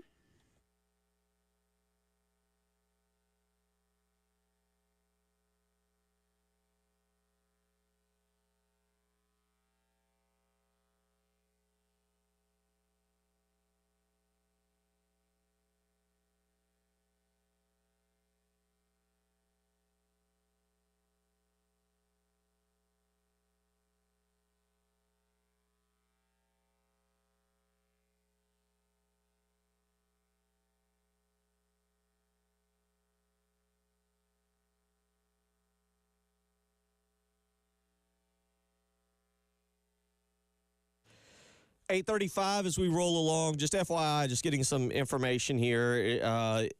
Do not expect a decision probably this morning unless something completely changes. From what I understand, it'll probably be later in the day before we hear anything from South Carolina and Clemson as it pertains to the game tonight and what the plans are. I think they're going to give it every option. Clemson will have to be here in time, kind of like a 3-game series. Clemson has to be here for the game tomorrow, so they can wait this one out. I know a lot of people say that's inconvenient. Preston, this actually does bring me to in the next few weeks, something I want to bring up with you that I've watched on message boards lately, and it's more about South Carolina's basketball arena, but I'm going to go big picture with it. What is the ballpark, stadium, arena, whatever? Is it more for especially in college, is it more for the fans or more for the players? Because you're right, and I'm going to get off of this, but just for a second, Colonial Life Arena for the fans is fine. It's fine. It's good. I don't know how it is for the player. I do. I've talked to enough people. But the bottom line is we'll get into that later on in a few weeks. That's not a discussion, but I just want you to think about that. Like, if you've got Colonial Life Arena, and I'm just using that because I brought it up, if you were to build that versus building a brand new facility that's maybe catered a little bit more to the players, who's more important when you build the arena? Oh, that's simple. You think it's fans? Yeah. I'll explain. I'll get into that. I might push back on that a little bit, but we won't have that discussion. It's just a topic of discussion one day when things are a lot slower, and I might push back on you on that. 803-404-6100.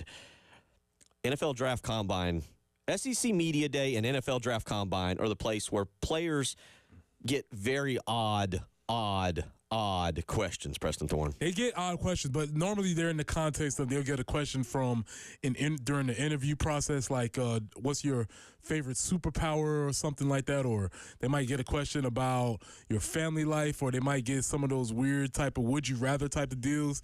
But in this specific case, that was not even the question. There was just a general opening of the floor because there was some rumors that maybe a player had some interesting / dumb beliefs, I guess, or ideas about the world around. So this is, we want to hear this before we continue the conversation.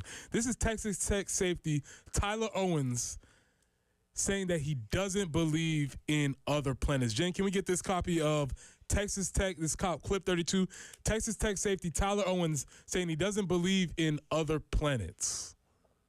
You guys are discussing that you don't believe in. Nah, I don't believe in, like, I'm religious, so I think, like, we're in the wrong right now. I don't think there's, like, other planets and other stuff like that. I don't know. What led you to that point, to believe that? Well, like, I thought you should believe in, like, the heliocentric thing, like, getting some raw around the sun and stuff, but then, like, I started seeing, like, flat earth stuff, and I was like, that was just kind of interesting, and then they started bringing up valid points, so, I mean, I don't know. Could be real, you know what I'm saying? For those that didn't really hear, let me repeat this. He was asked. You kind of heard the question there. Why does he not believe in space and other planets? And he said, "Nah, I don't believe in space. Like, I'm very religious, so I think we're on our own right now. I don't think there's other planets and stuff like that. I don't know. I used to believe in heliocentric things. We revolve around the sun." He then goes on to say, "I started seeing flat Earth stuff, and I was like, that's kind of interesting, and they start bringing up valid points. So I don't know. It could be real, couldn't be. It could be real, couldn't be." That's how he finishes it up. By the way, projected. He's projected. And again, this is linebacker Tyler Owens out of Texas Tech. Out of linebacker. He is projected as not a late first-round pick, a late-round pick or an unsigned free agent. Which one do you think he is more likely to be now? I don't know what they would do, but to me, if he was on our draft board, I'd walk in and say, take him off. Get him out of here. For football reasons, I don't care what he does. He can be fast. He can be strong. He can decipher a play. But, son, what are you talking about? Are you not smart enough to not say something that's stupid? You can believe whatever you want to believe, but everybody has stuff that you know, whatever happened to, I'm going to keep that to myself. So you've got that. That was not the end of his interesting thoughts. This one was more football-centric. Somebody should have stopped him. What happens to somebody should have said an agent should have come running out of. Where is your agent? Your agent said, "Son, please stop." Now, do you know? No, the reason I know this because I've read the article. Not that smart. The record for a 40-yard dash for a linebacker. The record 40 time for a not across the board, but for a linebacker. No, I have no idea. 4.38. Shaquem Griffin ran it. Okay. Seattle Seahawks linebacker. He ran it coming out of the University of Central Florida in 2018. 4.38. Cool. Along the lines, this is after Tyler Owens' flat Earth theories and all of his other stuff. Get off YouTube. He then went on to project that he would run the 40 in somewhere of the vicinity of 4 point. Should be in the 4.2 somewhere. Okay. Sure. Good thing we have a clock, which is based on time and science, sir. See, this is the thing that trips me out. You believe in all this other science stuff like time and space and distance. How about gravity? You believe in that one? Okay, cool. But when it comes to Galileo heliocentrism, you're saying this word, you're like, I don't know about that. Get out of here, Tyler. Texas Tech ought to be ashamed to let that dude walk out of the but he wasn't the only one, because it gets stranger. Because here's a quote from tight end draft prospect Tip Riemann, who has the question and wonders, are birds real? And he starts this question with, have you ever seen a baby pigeon? How do we know? So again, I know I'm preaching to the choir, but this is what happens when you sit behind and you get into this YouTube rabbit hole and you start going down. Anytime someone says that, they make a valid point, dismiss them. Get them out of here, because they're going down way too far. And all he would have to do is walk into a classroom, say this stuff out loud, and somebody with a little bit of sense would say, son, please stop. Please stop, because now you are making yourself look very terrible. Well, my thing is, okay, if you're an NFL GM, because I don't know if it's going to be split or if it's 80-20 or if it's 90-10 or if it's just 100-0. If you're an NFL GM and you hear that, are you like, yeah, no? Me personally, yes. No, thank you. Especially, and again, because there is always an exception. Because let's say if there was a very high draft pick who happened to be a flat earther, right? I might just be like, well, we can look past some things. But you, sir, late round draft pick, and you're a flat earther, get out of here. Like, yeah, is that where you draw the line of like flat? Look, if that's what you want to believe, that's what you want to believe. Here's the question. 803-404-6100. What round talent would you accept the flat earther on your squad? Third rounder? Fourth rounder? Fifth round? I don't know, because for me, it's like second round, I'll have to be like, all right, well, everybody has some strange beliefs. Fourth round, get them out of here. I wonder. I'm trying to think back to what exactly Kyrie Irving said because he's one. He's not the one, obviously, but he's kind of the guy that set this whole thing in motion, with this idea being prevalent amongst athletes in general. By the way, he's being listed as a linebacker at the combine. His NFL draft buzz.com lists him as a zone slot nickel safety. So that also tells me that he is a tweeter. Mm-hmm. Probably you factor that in as well. Not good. Not a good look. No, your draft stock's not high enough to be saying things that are that stupid. 803-404-6100. We'll come back. We'll wrap it up. The Friday edition of the early game. You're listening to Bill, Preston, and Jim.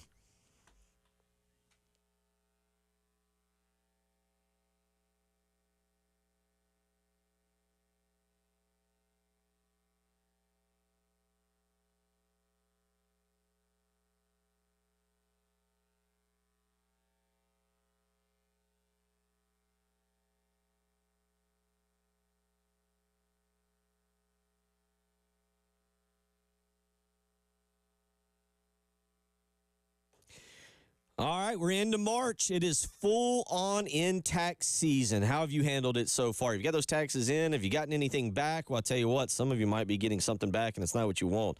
The IRS is planning to send out their dreaded notices of intent to levy in 2024, and if you've received this notice from the IRS, you and your business, well, it might be a little bit of trouble. But guess what? There's a superhero to save you. The Ecton Law Firm. Time is limited, but you need to call them today for a free consultation. 803-771-9800. They have a local team dedicated to resolving your income or business tax issues for good. So get that free consultation today, 803-771-9800. The Ecton Law Firm, well, they understand the challenges you face. That's why John Ecton and his team are ready to offer you peace of mind that you deserve. So again, call today.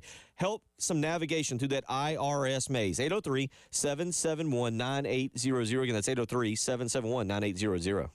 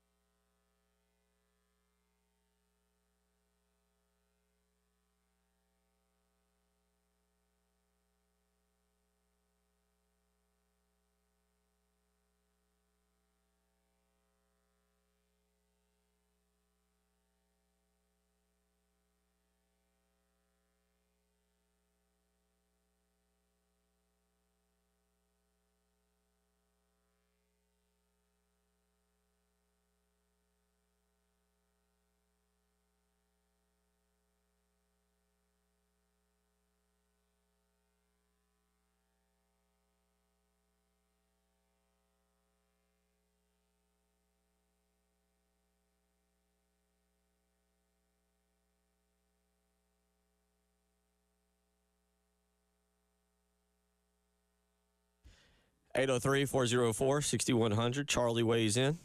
Hot take. I want a team full of flat earthers. Good luck. Good luck trying to get a call in.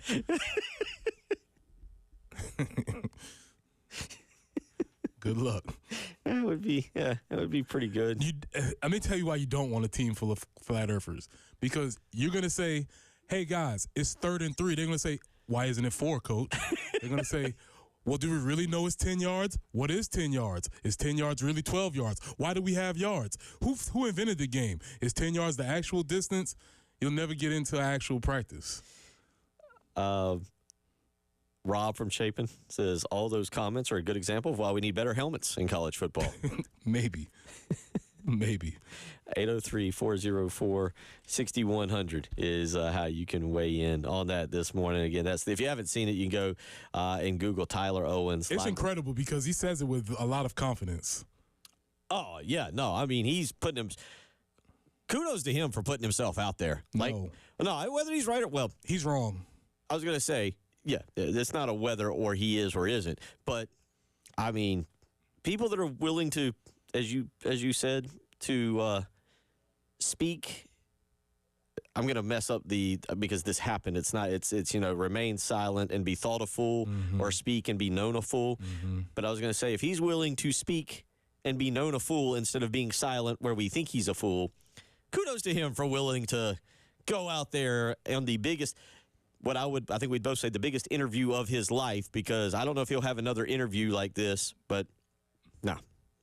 803-404-6100, how you can weigh. And we've discussed a lot this morning, a lot of South Carolina basketball. We've gotten into a little bit of high school state championship as well as Mike Fury. And, again, 11 o'clock today, he will be introduced as the next wide receiving head coach. Discussed his contract, too, which is just really interesting in what South Carolina decided to do, and we'll tell you more about that real quick. Let me tell you about Mid-State Roofing. If you've got a leak, let Mid-State Roofing take a peek.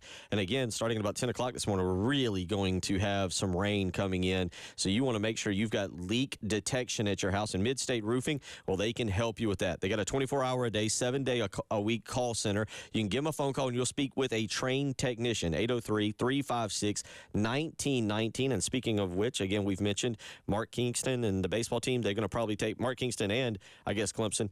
I guess that's how it works. They'll both be taking a while today to make a decision on the game. So you might be sitting at your house, and if it starts raining and you're still waiting on a decision, and if you notice a leak in your roof, well, it's time to call Mid-State Roofing. Again, their protective guarantee will keep your operation dry and running long into the future. Again, 24 hours a day, 7 days a week. Call Mid-State Roofing, 803-356-1919. Let them get you in a maintenance contract, get a little leak detection. Then they'll put you in some leak prevention. You'll be good to go. 803-356-1919, or visit them online, midstateroofing.com.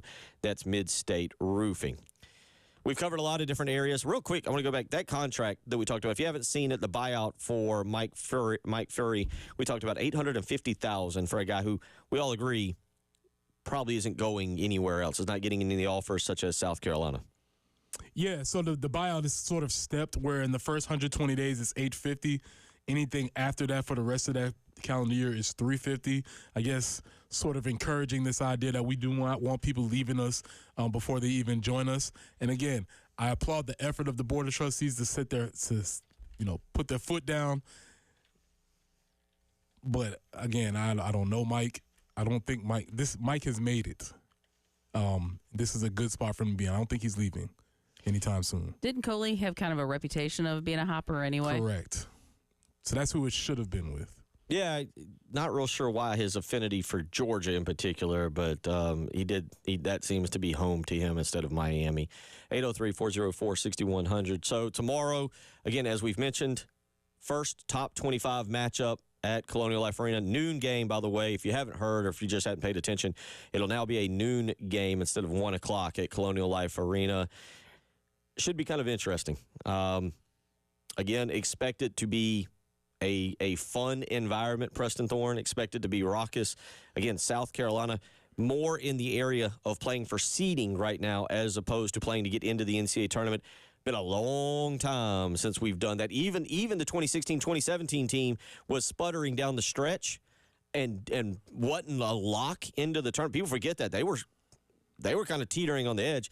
This one is not. And by the way, if they win tomorrow, I have to go back and pull my stats. I think tomorrow ties them for the all-time wins in the regular season. I hadn't mentioned that today, but yeah, I think a win tomorrow would time for all-time regular season wins at 24. Yeah, it's just a lot of fun to have a team that is appointment television. I'm assuming that there have been a lot of times in the past years where this same type of game would have been around early March, late February, and many of us would have just checked the score on Twitter and not have bothered to watch. But I think most people are going to be tuned in if you don't have anything else going on. Most people actually probably would have treated it as the pregame for the baseball game. Again, just a reminder, as I've said, it'll be later this afternoon, according to sources, before South Carolina and Clemson make a decision. That's at least as of 8:55 this morning. And again, if it is a postponement, it will very likely be something where they look toward the future in a midweek game. Have a good weekend, man. Enjoy it, especially today. If you guys have time to relax while it's rainy and cloudy, take advantage of it. Absolutely. Y'all have a great week. We'll be back on Monday morning. Take care.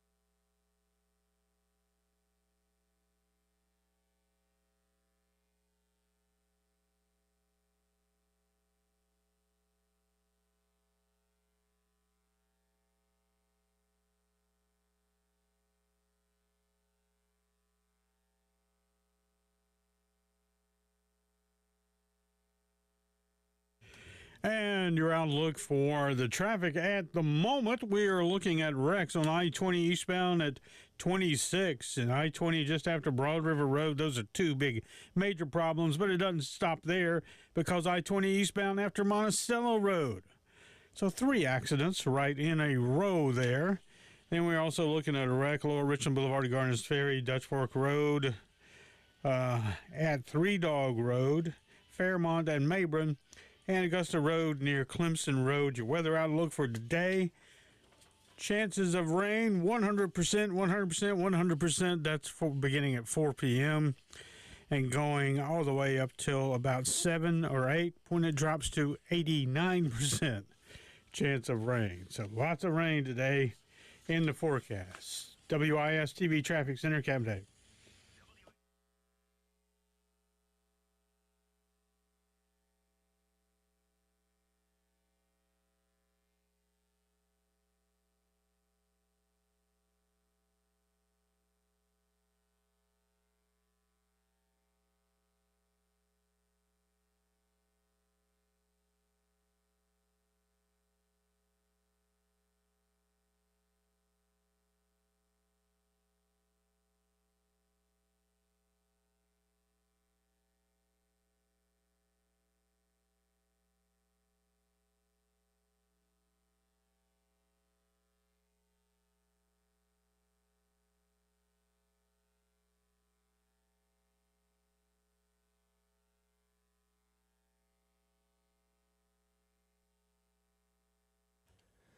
Nine o'clock on your Friday morning. Congratulations. You've made it to the end of the week. It is the Extra Point. Tyler head along with you on what is getting ready to be a very, very busy weekend on the sports front here for South Carolina. Obviously going to have some basketball action with the men's team. First ranked versus ranked matchup at Colonial Life Arena for the men's at least since 2017. And coincidentally enough, the last time they played one of these matchups was against Florida. They won that one. Hopefully they can win this one as well. As we've talked about, South Carolina, we feel like is locked into the NCAA tournament with their win against Texas A&M the other night, but an opportunity to further bolster their resume against Florida tomorrow and then Tennessee in the midweek and wrapping up the regular season with Mississippi State. So a couple more quad one opportunities that could maybe raise their seeding just a little bit in these last couple games. Women's team, who, by the way, picked up another dominant victory last night over Arkansas on the road, wrap up their regular season